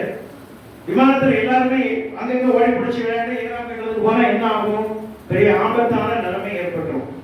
அதனாலதான் ஆல்ரெடி எஹராமோட வந்துட்டு ஆல்ரெடி நியத்தும் பண்ணிட்டு வந்துட்டு இந்த இடம் வருகின்ற பொழுது விமானத்துல அனௌன்ஸ் பண்ணுவாங்க, உங்களுடைய எஹராம் பாயிண்ட் வந்து விட்டது, நியத்து செய்யாதவங்க நியத்து செய்யுங்க அப்படின்னு சொல்லுவாங்க. நம்ம ஆல்ரெடி செஞ்சுட்டு வந்திருப்போம். இந்த இடத்தில் பறக்கிறதுக்காக இன்னொருக்கா நம்ம என்ன செய்வோம்? நியத்து செய்வோம். அரை மணி நேரத்துக்கு முன்பதாக, அரை மணி நேரத்திற்கு முன்பதாக இந்த இடம் வரும். இப்ப அல்லாஹ்வுடைய ட்ரெயின் இப்ப நம்ம ஜித்தால போய் நம்ம இறங்கிடுறோம். சென்னை டு ஜித்தா நேரடியான விமானம். ஜித்தால போய் இறங்கின உடனே இப்ப நம்ம என்ன செய்யணும் அப்படின்னா நம்ம ஹஜ்ஜி, உம்ரா, ஜியாரா, இப்போ ஒரே பயணத்துல 3 காரியம் சொன்னோம். முதல்ல உம்ரா, அப்புறம் ஹஜ்ஜி, அப்புறம் ஜியாரா.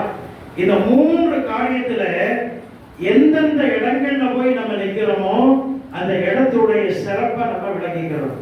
நல்லா ஞாபகத்தில் வச்சுக்கோங்க. வெறுமனே கொடைக்கானல், ஊட்டி சுத்திட்டு போறது மாதிரி மக்கா மதீனா போயிட்டு வரக்கூடிய அந்த பயணம் அப்படி அல்ல.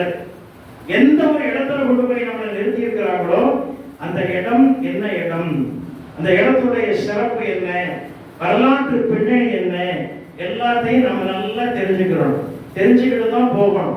இல்லைன்னா அந்த இடத்துல நம்ம மற்றவங்கிட்ட கேட்டு நம்ம தெரிஞ்சுக்கலாம். இப்போ நம்ம ஜித்தாவில் இன்டர்நேஷனல் ஏர்போர்ட்ல நம்மளை இறக்கி விட்டுருப்பாங்க. இந்த ஊருக்கு பேர் ஜித்தான்னு பேர்.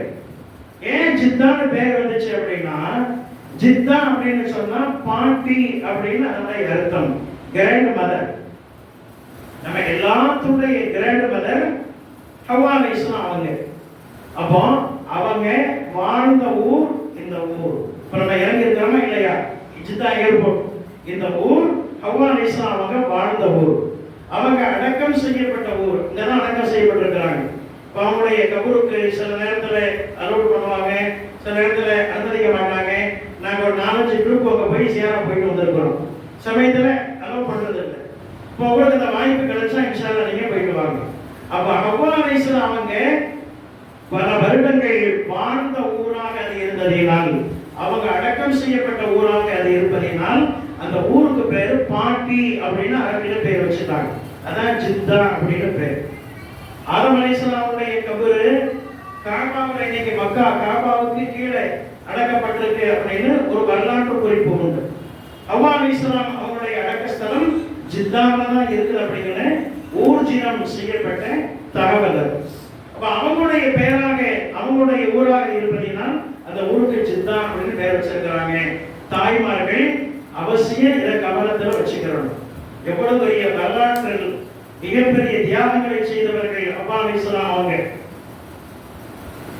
ஆனானப்பட்ட ஆதம் அலைஹிஸ்ஸலாம் அவங்களையே சொர்க்கத்திலிருந்து கூட்டிட்டு வர்றதுக்கு காரணமா இருந்தவங்க ஹவ்வா அலைஹிஸ்ஸலாம் அவங்க. அல்லாஹ் நம்மளை உலகத்துல தான் படைக்கிறதாக சொன்னான். ஆனா ஒரு காலத்துக்காக எல்லாம் என்ன செஞ்சான்? சொர்க்கத்துல நம்மளை படைச்சான். ஆதம் அலைஹிஸ்ஸலாம் ஹவ்வா அலைஹிஸ்ஸலாம் சொர்க்கத்துல படைச்சான். இப்ப அல்லாஹ்வுடைய நோக்கம் உலகத்துல தான் மனுஷனை உண்டாக்கணும் அப்படின்னு. அப்ப ஆதம் அலைஹிஸ்ஸலாம் அவங்க அந்த உலகத்துக்கு கூட்டிட்டு வந்தவங்க யார் அப்படின்னா, இந்த வர்றதுக்கு காரணம் யார் அப்படின்னா ஹவ்வா அலைஹிஸ்ஸலாம் அவங்க தான். அவங்க செஞ்ச சில காரியங்கள் அது நடந்தோ கெட்டது நம்ம சொல்றதுக்கு நமக்கு தகுதி இல்லை. எல்லாமே அல்லாஹ்வுடைய நீதிகள் பிரகாரம் நடந்தது. இப்ப அவங்க எவ்வளவு பெரிய தியாகம் செஞ்சாங்க. அந்த ஊர்ல நீங்க இருக்கும் பொழுது அவங்களுடைய வரலாறு அப்படியே மனசுல ஓடும். இப்ப அல்லாஹ்வுடைய கிருபையில இப்போ நம்மள ஒரு பஸ்ல ஏத்துவாங்க. நம்மளை ஏத்துற பஸ்ல நம்மளுடைய லக்கேஜ் எவ்வளவு ஏறும், அதை எப்படி ஏறி இருக்குதா அப்படிங்கிறதையும் நம்ம கவனிச்சுக்கிறோம். இப்போ நம்மளை ஜித்தாவில் இருந்து நம்முடைய தங்கக்கூடிய இடம் அஜீசியாவுக்கு நம்மளை அழைச்சிட்டு போவாங்க. இப்படி போகக்கூடிய ஒரு வழியில கிட்டத்தட்ட ஹரம் ஷரீஃப்ல இருந்து ஜித்தா டு மக்கா 1 மணி நேரம் கிடைக்கும். ஒரு 1/4 மணி நேரம் 20 நிமிஷத்துக்கு முன்னாடி மக்காவில் இருந்து ஒரு 20 கிலோமீட்டருக்கு முன்னாடி ஒரு குறிப்பிட்ட ஒரு பாயிண்ட் ஒன்று இருக்கும். அது வந்து ஹத்துல் ஹரம், ஹரமுடைய எல்கை அப்படின்னு அதுக்கு பேர். இப்ப நம்ம நிறைய படங்களையெல்லாம் பார்த்துக்கலாம். இமேஜ் ஒரு ரேகானை வச்சது மாதிரி ஒரு ஆர்ச் ஒன்று இருக்கும். அதுதான் அந்த இடம். இப்ப அங்கே போட்டிருக்கோம், நான் முஸ்லீம் நாட்டோடு போட்டிருக்கோம். அதுல முக்கியமான முஸ்லீம்கள் மட்டும்தான் உள்ள போக முடியும். ஏன் அப்படின்னா அந்த ஹரமுடைய எல்கை அது. இப்ப இந்த இடம் முக்கியமான ஒரு இடம். இந்த இடம் மொத்தவடல உணர்வு பூர்வமாக புரிந்து கொண்டு ஹஜ்ஜிக்கு வரக்கூடிய ஆஜிகள் அப்படியே கதறி அழுவாங்க. ஏன் அப்படின்னா இந்த இடம் முக்கியமான ஒரு இடம். அல்லாஹ் உலகத்துல கோடான கோடி படைப்பை படைத்து அதில் மிகச்சிறந்த படைப்பாக மனுஷன்ல நம்மளை எல்லாம் படைச்சு மனிதர்களிலே சிறந்தவர்களாக ஈமான் கொண்டவர்களை நம்மை ஆக்கி எத்தனையோ கோடிக்கணக்கான ஈமான் கொண்டவர்கள் உலகத்துல பல இடங்கள்ல இருக்கு. இந்த வருடம் அவருடைய இல்லத்திற்கு ஹஜ்ஜி செய்வதற்காக நம்மை மட்டுமே தேர்ந்தெடுத்து கொண்டு இங்கே வந்திருக்கின்றார்கள். உலகத்துல எத்தனையோ மக்கள் இருக்கு. இந்த இடத்துக்கு உள்ள போனோம் அப்படின்னா ஈமான் இஸ்லாம் வேணும். அவ உள்ள போகக்கூடிய ஒரு தகுதியை அல்லாஹ் நமக்கு கொடுத்து இந்த வருடம் ஹஜ்ஜிக்கு நம்மள உள்ள என்டர் பண்ணியிருக்கிறாங்க அப்படின்னு நம்ம நினைச்சு பார்த்தோம் அப்படின்னா நிச்சயமாக நாம் அழாமல் இருக்க முடியாது. நிறைய நபர்கள் நினைத்து அல்லாஹ்வுடைய அருளை நினைத்து ஆனந்த கண்ணீர் வடிப்பாங்க. லப்பைக் அல்லாஹும்ம லப்பைக் அப்படின்னு வான் அதிர அவங்களுடைய ஆனந்த கண்ணீரோடு அந்த இடத்தில் வெளிப்படக்கூடிய அந்த காட்சி மறக்க முடியாத ஒரு காட்சி. அன்புக்குரிய சகோதரர்களே, எல்லாத்துக்கும் அந்த பாக்கியம் கிடைக்கணும். பல்லாவுடைய கிருபையில அந்த பாயிண்ட நம்ம தாண்டி உள்ள வந்துட்டோம். இப்ப இந்த ஹரமுடைய எல்கை அப்படின்னு பேர். ஒரு ஊர் அப்படின்னா ஒரு எல்கை இருக்கும், ஒரு நாடு அப்படின்னா ஒரு எல்கை இருக்கும். அல்லாஹ் ஹரம் ஷரீஃபிற்கு ஒரு எல்கையை வைத்திருக்கின்றான். அது எப்படி அந்த எல்கை ஏற்பட்டது? அல்லாஹ் ஜல்லஷானஹு தஆலா ஹஜ்ருல் அஸ்வத் கல்ல வானத்துல இருந்து இந்த பூமிக்கு இறக்கணும். நமக்கு எல்லாம் தெரியும், இன்னைக்கு கருப்பு கல், ஆரம்பத்துல பாலை விட வெண்மையான கல். அந்த கல் அப்படியே ஒளி பரப்பக்கூடிய கல்.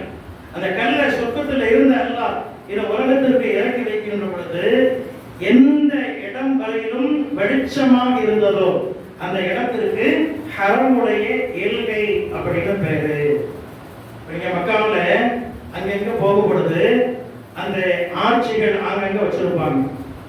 ஹரமுடைய எல்கை ஹத்துல் ஹுதூதுல் ஹரம் அப்படின்னா அரபியில் எழுதியிருக்கோம், ஆங்கிலத்தில் எழுதி போட்டிருப்பாங்க. பழைய காலத்தில் துருக்கியர்கள் நட்டுன கல் உட்பட இன்னைக்கு இருக்குது. இப்ப சமீப காலத்துல சவுதி அரசாங்கம் நட்டுன கல்லும் இப்போ ஆட்சி கட்டி வச்சிருப்பாங்க. அப்போ இந்த எல்கைகள் ஹரமுடைய எல்கைகள். இப்ப ஹஜ்ருல் அஸ்வத் கல்லுடைய ஒளி எங்கெல்லாம் தெரிஞ்சதோ அந்த இடங்கள் ஹரமுடைய எல்கைகள் அப்படின்னு ஷரியத் ரீதியாக அது உண்டாக்கப்பட்டிருக்கிறது. அல்லாஹ்வுடைய கிருபையில நம்ம நாட்டில இருந்து போய் ஜித்தா வந்து இறங்கி ஹரமுடைய எல்கைக்குள் இப்ப நம்ம என்ட்ராகிட்டோம். இப்போ ஒரு 10 நிமிஷத்துல தூரத்துல இருந்து பார்க்கின்ற பொழுது கிளாக் டவர் நமக்கு கண்ணுல தெரியும். மக்காவுடைய அந்த உயரமான மினாராக்கள் நம்முடைய கண்ணில் தெரியும். நம்முடைய ஆர்வங்கள் அதிகரிக்க வேண்டும். இந்த இடத்தை நெருங்க நெருங்க நம்முடைய ஆர்வங்கள் அப்படியே கொப்பளிக்க வேண்டும். இப்ப இப்பவுமே ஹஜ்ஜிக்கு போகக்கூடிய உங்களுடைய ஆஜருடைய அந்த முகத்தை பார்க்கின்ற பொழுது நாட்கள் நெருங்க நெருங்க நெருங்க ஒரு விதமான ஒரு பதற்றம் உங்களிடத்தில் வந்தோம். எப்போ அந்த நாள் எப்போ வரப்போகுது, எப்போ காபாவை பார்க்க போறோம், சீக்கிரமா பார்க்கணும் அப்படிங்கிற ஆர்வம், அந்த துடிப்பு நம்முடைய கண்களில் நிச்சயமாக தெரியும். அந்த ஆர்வம் எல்லாத்துக்கும் இருக்குது. இப்ப அல்லாஹ்வுடைய கிருபையில 10 நிமிஷத்துக்கு முன்னாடியே அந்த மனவாக்கள் தெரியும், கலாச்சாரத்தை வரையும் மக்காவுடைய ஒவ்வொரு பகுதிகள், அந்தந்த இடங்களுடைய பேரு, சஹாபிகள் வாழ்ந்த வரலாற்று பின்னணியோடு ஆங்காங்கே இந்த இடங்களுடைய பெயர் ஆங்காங்கே போர்டுல எல்லாம் போட்டிருப்பாங்க. செய்திகளில் அவங்க வாழ்ந்த அந்த ஏரியாவில் அவங்களுடைய பேர்ல தெருக்கள் இருக்கும். இப்படி நிறைய நீங்க பார்க்கலாம் அல்லாஹ்வுடைய கிருபையில. இப்ப அஜீசியாவில் நாம தங்கக்கூடிய பில்டிங் முன்னாடி நம்மளை கொண்டு வந்து இறக்கிடுவாங்க. பஸ்ல இருந்து மக்காவுல நம்முடைய முதல் ஸ்டெப்பை எடுத்து வைக்க போறோம். சில பேர் ஏற்கனவே ஹஜ் உம்ராக்கு போயிட்டு வந்திருக்கலாம், சில பேர் முதல் டைமா போகலாம். இப்ப நம்ம முதல் ஸ்டெப்பை மக்காவுல நம்ம எடுத்து வைக்கிறோம். மக்கா எப்படிப்பட்ட ஊர்? லட்சக்கணக்கான நபிமார்கள் ஹஜ்ஜிக்கு வந்த ஊர். இப்ராஹிம் அலைஹிஸ்ஸலாம் மட்டும் ஹஜ்ஜி பண்ணல, ஸல்லல்லாஹு அலைஹி வஸல்லம் மட்டும் ஹஜ்ஜி பண்ணல. இப்ராஹிம் அலைஹிஸ்ஸலாமுடைய காலத்திலிருந்து ஹஜ் இருக்கு, ஆதம் அலைஹிஸ்ஸலாமுடைய காலத்திலிருந்து ஹஜ் இருக்கு. இன்னொரு வரலாற்றை சொன்னால் நீங்கள் ஆச்சரியப்படுவீர்கள். உலகத்தில் முதலாக ஹஜ் பயணம் எங்கிருந்து போனாங்க தெரியுமா? நம்முடைய நாட்டில இருந்து தான் போனாங்க. உலகத்திலேயே முதல் ஹஜ்ஜி, முதல் மனிதர் எந்த நாட்டில இருந்து ஹஜ்ஜிக்கு போனாங்க? தமிழ்நாட்டு வழியா தான் போனாங்க. ஆதம் அலைஹிஸ்ஸலாமுக்கு சுரூன்ல வாழ்ந்தவங்க நமக்கு தெரியும். ஹவ்வா அலைஹிஸ்ஸலாம் அவங்களோட நம்முடைய நாட்டுல ராமநாதபுரம் ஏரியாவில் கொஞ்ச நாள் வாழ்ந்தாங்க. வரலாற்று பூர்வமான உண்மை அது. அப்ப ஆதம் அலைஹிஸ்ஸலாம் அவங்க ஹஜ்ஜிக்கு போகும்பொழுது நம்முடைய நாட்டில், நம்முடைய தமிழ்நாட்டை கடந்துதான் அவங்க ஹஜ்ஜிக்கு போனாங்க. அப்ப லட்சக்கணக்கான நபிமார்கள் வந்து போன இடம் மக்கா அப்படிங்கிற இடம். லட்சக்கணக்கான சஹாபிகள் பிறந்து வாழ்ந்த இடம்.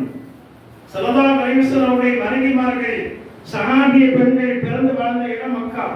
ஸல்லல்லாஹு அலைஹி வஸல்லம் வாழ்ந்து ஓடி விளையாடி அவங்க திருமணம் முடித்து வாழ்ந்த இடம் இந்த மக்கா என்கின்ற இடம். இந்த மக்கா வாசிகள் என்னை இந்த ஊரை விட்டு விரட்டவில்லை என்றால் உலகத்திலேயே எனக்கு பிடிச்ச ஊரு நீதான். மக்காவே உலகத்திலே பிடிச்ச ஊரு நீதான். உலகத்திலே பிடித்தமான இடம் காபாவே நீதான். இந்த ஊர்க்காரங்க மட்டும் என்னை விரட்டல அப்படின்னா காலமும் உன் காலடியில் தான் நான் விழுந்து கிடப்பேன் அப்படின்னு ஸல்லல்லாஹு அலைஹி வஸல்லம் சொன்ன ஊர். இப்ப நம்ம கால் அடி எடுத்து வைக்க போகக்கூடிய இந்த மக்கா என்கின்ற ஊர். நம்ம முதல் ஸ்டெப், வலது கால முதல் ஸ்டெப் எடுத்து வச்சு பேணிக்கையாக அல்லாஹ்வுக்கு நன்றியோடு அந்த இடத்தில் வைக்க வேண்டும். இமாம்கள் சொல்வார்கள், மக்காவாக இருந்தாலும் சரி, மதீனாவாக இருந்தாலும் சரி, நீங்க அந்த ரோடுகளை நடந்து போடும் பொழுது கண்ணியமான முறையில் நடந்து போகணும். வேகமாக ஓடக்கூடாது, ரொம்ப பலகீனமாக போகக்கூடாது, நல்ல கண்ணியமாக அழகாக நடந்து செல்ல வேண்டும். அப்படின்னா நபிமார்களுடைய கால் தடம் பதிந்த ஊர். ஸல்லல்லாஹு அலைஹி வஸல்லம் நீங்க எங்க கால் வைக்கிறீங்களோ அங்க அவங்களும் கால் வச்சிருப்பாங்க. அந்த கண்ணியத்தை உள்ளத்துல தாங்கிக்கிட்டு ஒவ்வொரு ஸ்டெப்பும் எடுத்து வைக்கணும் அப்படின்னு சொல்லிட்டு இமாம்கள் அவங்க சொல்லி தருவாங்க. மக்காவிலையும் சரி மதீனாவிலையும் சரி கண்ட இடங்களில் எச்சி துப்புவதை தவிர்த்து கொள்ள வேண்டும். நிறைய டிஷ்யூ பேப்பர் வாங்கி வச்சுக்கணும். அப்படி நமக்கு தேவைப்பட்டால் நம்ம ஊரை மாதிரி நினைச்சுக்கிட்டு ஆகாங்க துப்பிக்க போக கூடாது.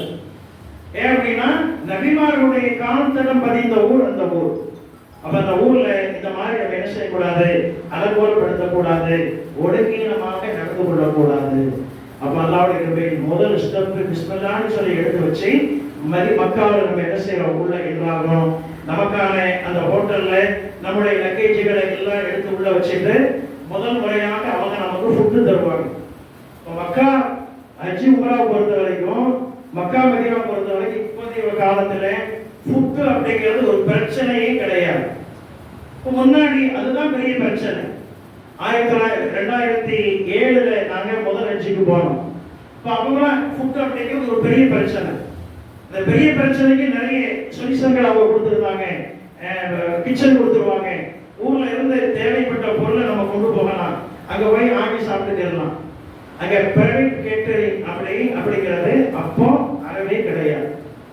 கடையில போய் கியூல நின்று சாப்பாடை வாங்கணும். ஒரு சாப்பாடை வாங்கணும் அப்படின்னா கியூல 1 மணி நேரம் நின்று தான் வாங்கணும். அப்ப அது ஒரு பெரிய பிரச்சனை. இப்போ உள்ள காலத்துல ஃபுட்டு அப்படிங்கிறது ஆட்சியருக்கு ஒரு பிரச்சனையே கிடையாது. முடிந்தால் நாம சமைச்சுக்கலாம். அதற்கான வாய்ப்பு இப்ப ரொம்ப கம்மி. கேட்டரிங் சர்வீஸ்கள் நிறைய அங்க இருக்கு. நம்ம தமிழ்நாட்டுக்காரங்க கேட்டரிங் சர்வீஸுக்கு ஆர்டர் கொடுத்துரும் அப்படின்னா நம்ம ரூமுக்கே வந்து என்ன செய்வாங்க, ஃபுட்டை கொடுத்துருவாங்க. நம்ம இல்லைனாலும் நம்மளுடைய ரூம் முன்னாடி இதை போட்டு போயிடுவாங்க. எப்போ வர்றோமோ நம்ம சாப்பிட்டுக்கலாம். இல்லைன்னா நிறைய ஹோட்டல்கள், தமிழ் ஹோட்டல்கள் அஜீசியாவில் இன்னைக்கு நிறைய இருக்கு.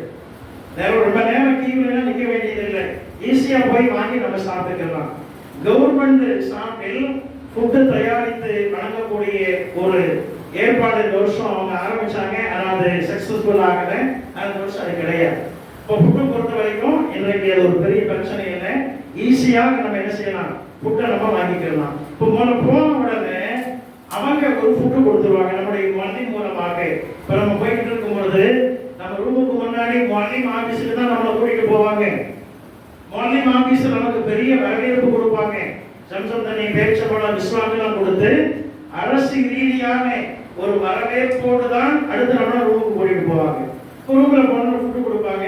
அந்த ஃபுட்டை சாப்பிட்டு கரெக்டா இருக்குது அப்படிங்கிறத கொஞ்சம் ரெஸ்ட் எடுத்து போவோமே அப்படின்னு யாரும் நினைக்க கூடாது. நல்லா ஞாபகத்தில் வச்சுக்கோங்க. ஊர்ல இருந்து சென்னைக்கு வந்த களைப்பு இருக்கும். சென்னையில இருந்து ஏர்போர்ட்ல ரொம்ப நேரம் வெயிட் பண்ணி சொல்லிருப்பாங்க. பயணம் செஞ்ச களைப்பு. ஜித்தாவில இப்போ வந்து ரொம்ப நேரமா இருக்க வேண்டியதில்லை. முன்னாடிலாம் ஒரு காலத்துல 10 மணி நேரம் ஜித்தாவிலே காத்து கிடக்கணும்.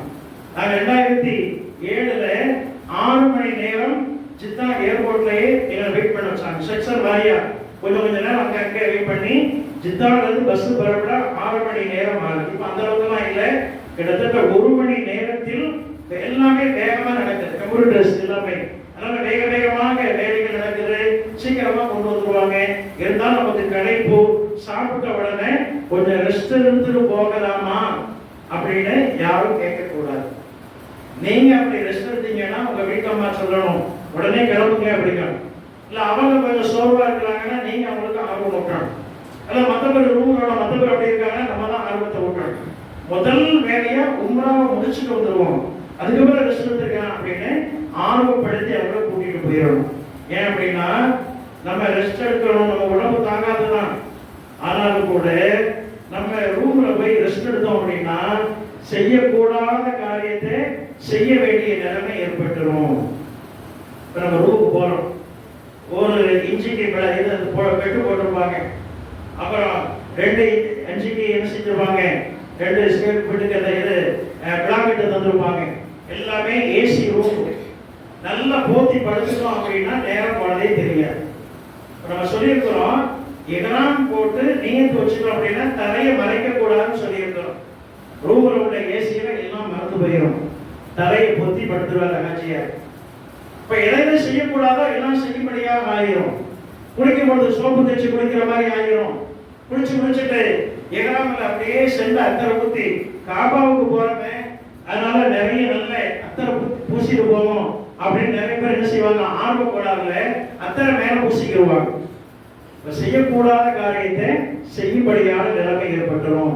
அதனால முதல் வேலையா உம்ராவை முடிச்சுட்டு வருவோம் அப்படின்னு எல்லாருமே ஆர்வப்படுத்தணும். இப்போ முதல் முறையாக போகும் பொழுது மல்லிமுடைய ஆட்கள் நம்ம என்ன செய்வாங்க, பஸ்ல கூட்டிட்டு வருவாங்க.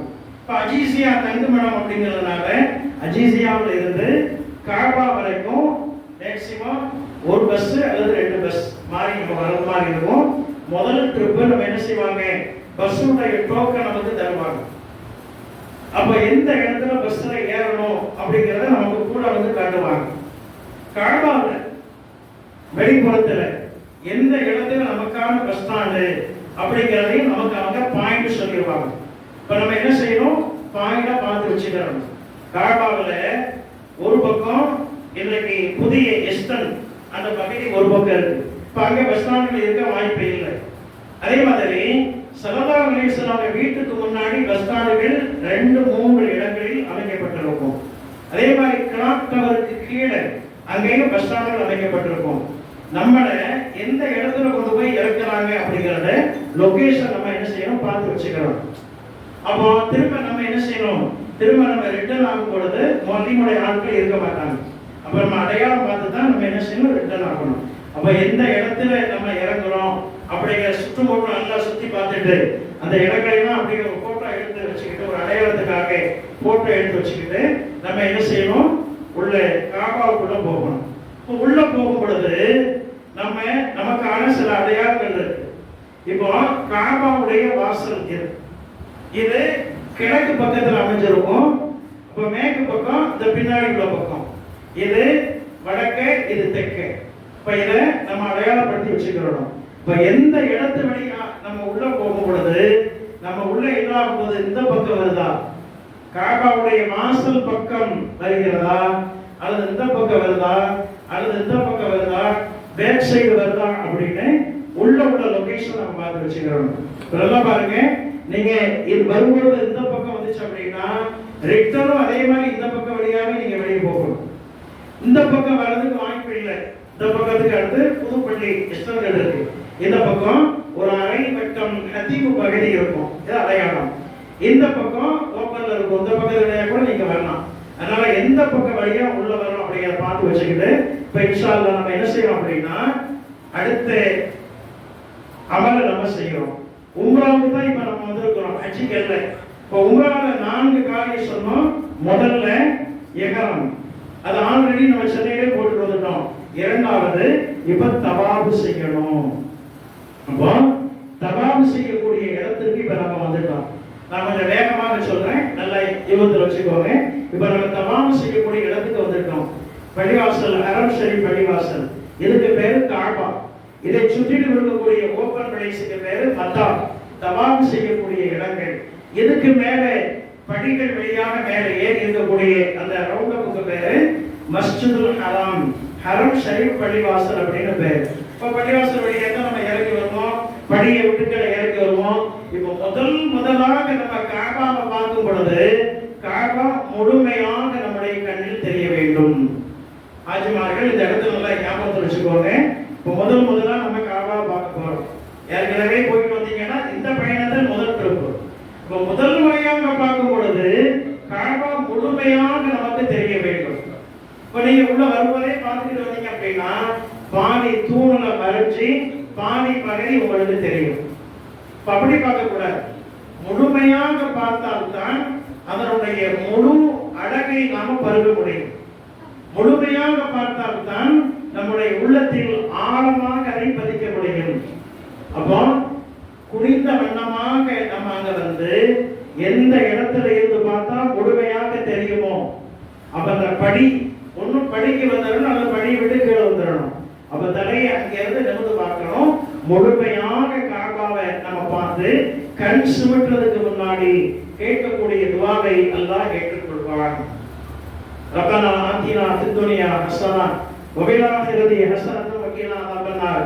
இந்த துவா ஓதிக்கிறோம். அடுத்து நமக்கு நேரம் இருந்தா எந்த துவா வேணாலும் நம்ம ஓதிக்கலாம். அல்லாஹ்வுடைய கிருபையில முதல் முறையாக பார்க்கின்ற பொழுது யாருக்கும் சொல்லித் தர வேண்டிய அவசியம் இல்லை. அவங்கள அறியாமலேயே கண்கள்ல இருந்து கண்ணீர்கள் ஆளாக ஓடும். அவ்வளவு அற்புதமான ஒரு இடம் இந்த இடம். இப்ப நம்ம தவாஃப் செய்ய போறோம். தவாஃப் எங்க இருந்து ஆரம்பிக்கணும் அப்படின்னா இந்த இடத்துல ஹஜர் அஸ்வத் கல்லுன்னு ஒண்ணு இருக்கு. இப்போ இதுதான் கிழக்கு பக்கம். கிழக்கு பக்கத்துல தான் இந்த காபாவுடைய வாசல் இருக்குது. இந்த இடத்துல வாசலுக்கு பக்கத்துல தான் ஹஜர் அஸ்வத் கல்லை பதிச்சிருப்பாங்க. ஹஜர் அஸ்வத் கல்லுல இருந்துதான் நம்ம தவாஃப ஆரம்பிக்கணும். 4 மூலைகளுக்கும் 4 பேர். இப்ப இதுக்கு ஒரு பேர், இந்த மூலைக்கு ஒரு பேர், இதுக்கு ஒரு பேர், இதுக்கு ஒரு பேர். இந்த மூலைக்கு ருக்னே யமனின், ருக்னே ஈராக்கின்னு பேர். ஈராக் நாட்டை பார்க்க இந்த மூலை இருக்கிறதுனால ருக்னே ஈராக்கி. இந்த பக்கம் சிரியா நாட்டை பார்க்க இருக்கிறதுனால இந்த பக்கம், இந்த பக்கத்துல அந்த பேர் சொல்லுவாங்க. இது யமன் நாட்டை பார்க்க இந்த இது இருக்கிறதுனால ருக்னே யமனி. இந்த ஹஜர் அஸ்வத் இருக்க இடம் நம்ம இந்தியாவை பார்க்க இருக்குது. அதனால இந்த மூலைக்கு பேரு ருக்குனில் ஹிந்துன்னு பேர், இந்திய மூலைன்னு பேர். இப்ப நம்ம நாட்டு பேரை ஹஜர் அஸ்வத் கல் இருக்கிற இடத்துக்கு வச்சிருக்கிறாங்க அப்படின்னா நம்ம நாட்டுக்கு எல்லாம் எவ்வளவு பெரிய பரக்கத்து சிறப்பு தந்திருக்கிறான் அப்படிங்கிறத அந்த இடத்துல நம்ம நின்று உணர்ந்து பார்க்கணும். இப்ப பாருங்க, அல்லாஹ்வுடைய கிருபையில இந்த இடத்துல நம்ம வந்து தவாஃபுடைய நியத்தை நம்ம சொல்லி அல்லாஹும்ம இன்னி உரீது தவாஃப சபஅத் அஷ்வாத்தின் ஃபயஸ்ஸிர்ஹானி ஃபதகப்பல்ஹா மின்னி. அரபியில் சொல்லலாம், தமிழ்லையும் நீங்க ஓதிக்கலாம். இந்த நியத்தை சொல்லிட்டு நம்ம என்ன செய்வோம், தவாஃப் அப்படியே ஆரம்பிக்கிறோம். இப்ப தவாஃப் செய்யற இடங்கள் எல்லாமே துஆக்கள் கபூலாகக்கூடிய இடங்கள் தான். காபாவுடைய மூலை எந்த மூலையாக இருந்தாலும் அங்க இருந்து துஆ செய்யறது எல்லாம் ஏத்துக்குவாங்க. காபாவுடைய வாசல் இந்த மூலை, இந்த மூலை, இந்த மூலை, தண்ணி விடக்கூடிய பைப்பு அந்த பக்கம், ஹதீமுடைய பக்கம், எல்லா பக்கமே இந்த இடத்துல மகாம இப்ராஹிம் அப்படிங்கிற ஒரு இது எல்லாமே துஆ கபூலாகக்கூடிய பாயிண்டுகள். அப்போ நம்ம என்ன செய்யணும் அப்படின்னா எந்த துஆ வேண்டுமானாலும் ஓதலாம். குறிப்பாக மூன்றாம் கலிமாக சுப்ஹானல்லாஹி வல்ஹம்துலில்லாஹி வலா இலாஹா இல்லல்லாஹு அல்லாஹு அக்பர் வலா ஹவ்ல வலா குவத்த இல்லா பில்லாஹில் அலியில் அஸீம். இந்த கலிமா ஓதுறது ரொம்ப ரொம்ப ஏற்றம். எந்த துஆ வேணாலும் ஓதலாம். நீங்க பார்க்கலாம், பல நாட்டுக்காரங்க தங்களுடைய பாஷையில தங்கள் மேலே பண்ணப்படக்கூடிய இந்த அநியாயங்கள் அப்படியே தங்களுடைய துஆவில் வெளிப்படுத்துவாங்க. அழுது கதறிட்டு வருவாங்க. ஆண்கள், பெண்கள், எமன் நாட்டில் இருக்கக்கூடியவங்க, துருக்கி நாட்டில் இருக்கக்கூடியவங்க, பலஸ்தீன்ல இருந்து வரக்கூடியவங்க தங்களுடைய ஆதங்கத்தை இந்த துஆவில் அவங்க வெளிப்படுத்துவாங்க. அப்ப நம்ம என்ன செய்யணும், நம்மளுடைய துஆக்கள் அப்படியே ஒதுக்கி வரணும். இந்த பாயிண்ட்ல ஆரம்பிச்சு திரும்ப இந்த பாயிண்ட்ல முடிச்சோம் அப்படின்னா ஒரு சுற்று, இப்படி 7 சுற்றுகள் சுற்றணும். நல்லா வச்சுக்கோங்க, கணக்கு வச்சுக்கோங்க. தவாப் அப்படின்னா 7 சுற்றுக்கள். இப்ப இங்க ஆரம்பிச்சு இங்க முடிச்சோம் அப்படின்னா இதுக்கு பேர் ஒரு சுற்று. இப்படி 7 சுற்றுகள் சுற்றணும். இதுல முந்தின 3 சுற்றுகளில் ஆண்பாஜிகள் மற்றும் வலது தோள் புஜம் தெரியக்கூடிய வகையில அந்த இஹ்ராம் ட்ரெஸ்ஸை தோளுக்கு கீழாக மேல அப்படி தூக்கி போட்டுக்கிறோம். நீங்க சப்போஸ் அப்படி மறந்துட்டீங்கன்னா ஒன்றும் பிரச்சனை இல்லை, அது ஒரு சுண்ணத்தான காரியம். அதை கண்டிப்பா ஞாபகத்தில் வச்சு அப்படி செஞ்சுக்கிறோம். முதல் 3 சுற்றுகள்ல ஆண்கள் மட்டும் லேசாக குறித்து ஓட வேண்டும். அப்படி முடியல அப்படின்னாலும் ஒன்றும் பிரச்சனை இல்லை. பெண்களை பொறுத்த வரைக்கும் நார்மலாகவே அவங்க சுத்திட்டு வருவாங்க. இப்ப அல்லாஹ்வுடைய கிருபையில் உம்ராவுடைய 2வது காரியத்தை நம்ம முடிச்சிட்டோம். அடுத்து மக்காமே இப்ராஹிம் கல்லுக்கு பக்கத்துல 2 ரக்காயத்துகள் நாம தொழுகணும். தொழுது முடிச்சுட்டு 3வது காரியத்துக்கு போறோம். சபா மர்வா அப்படிங்கிற 2 பாயிண்ட்டுக்குள்ள நம்ம 7 சுற்றுகள் சுற்றணும். இப்ப காபாவுடைய வாசலுக்கு இருக்கு அப்படின்னா இங்க சபா அப்படிங்கிற மலை இருக்கும், இங்க மர்வா அப்படிங்கிற மலை இருக்கும். இப்ப இதுவும் துஆக்கள் கபூலாகக்கூடிய பாயிண்ட்கள் தான். அங்கே துஆ ஓதிட்டு அதற்கான நியத்தை சொல்லிட்டு சபாவுல இருந்து ஆரம்பிச்சு அப்படியே மர்வாவுக்கு வந்தோம் அப்படின்னா ஒரு பாயிண்ட், திரும்ப ரிட்டர்ன் வந்தோம் அப்படின்னா 2வது. இதுல இடையில பச்சை லைட்ல அடையாளம் மார்க் பண்ணிருப்பாங்க. அந்த இடங்கள்ல ஆண்கள் மட்டும் கொஞ்சம் குதிச்சு ஓதணும், பெண்கள் நார்மலாகவே போகலாம். அப்ப இப்படி 7 சுற்றுகள் சபா மர்வாவில் போனோம் அப்படின்னா நம்ம உம்ராவுடைய 3வது காரியம் முடிந்து விட்டது.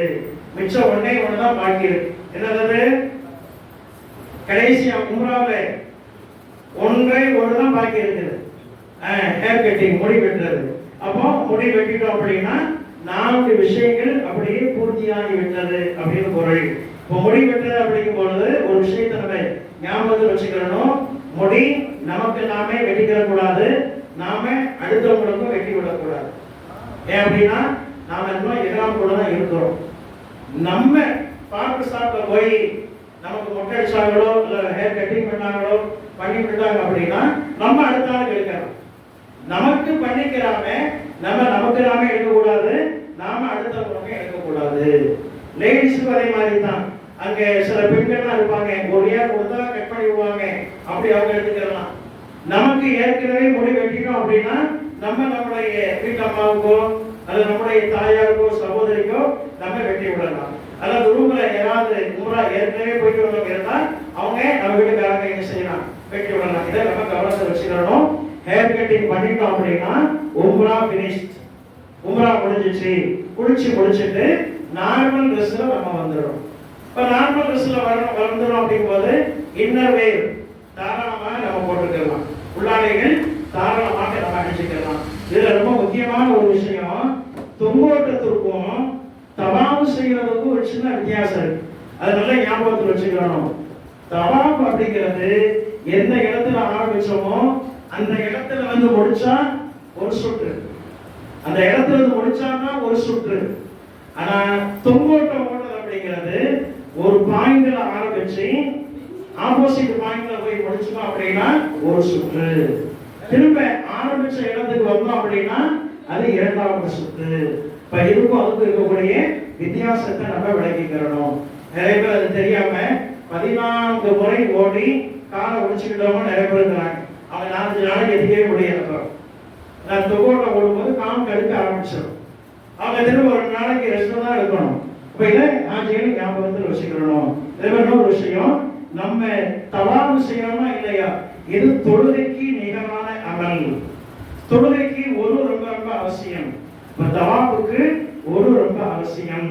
தவாப்பு செய்யும் பொழுது நமக்கு ஒரு முடிஞ்சிருச்சு அப்படின்னா திரும்ப போய் நம்ம ஒரு செஞ்சுட்டு வரணும்.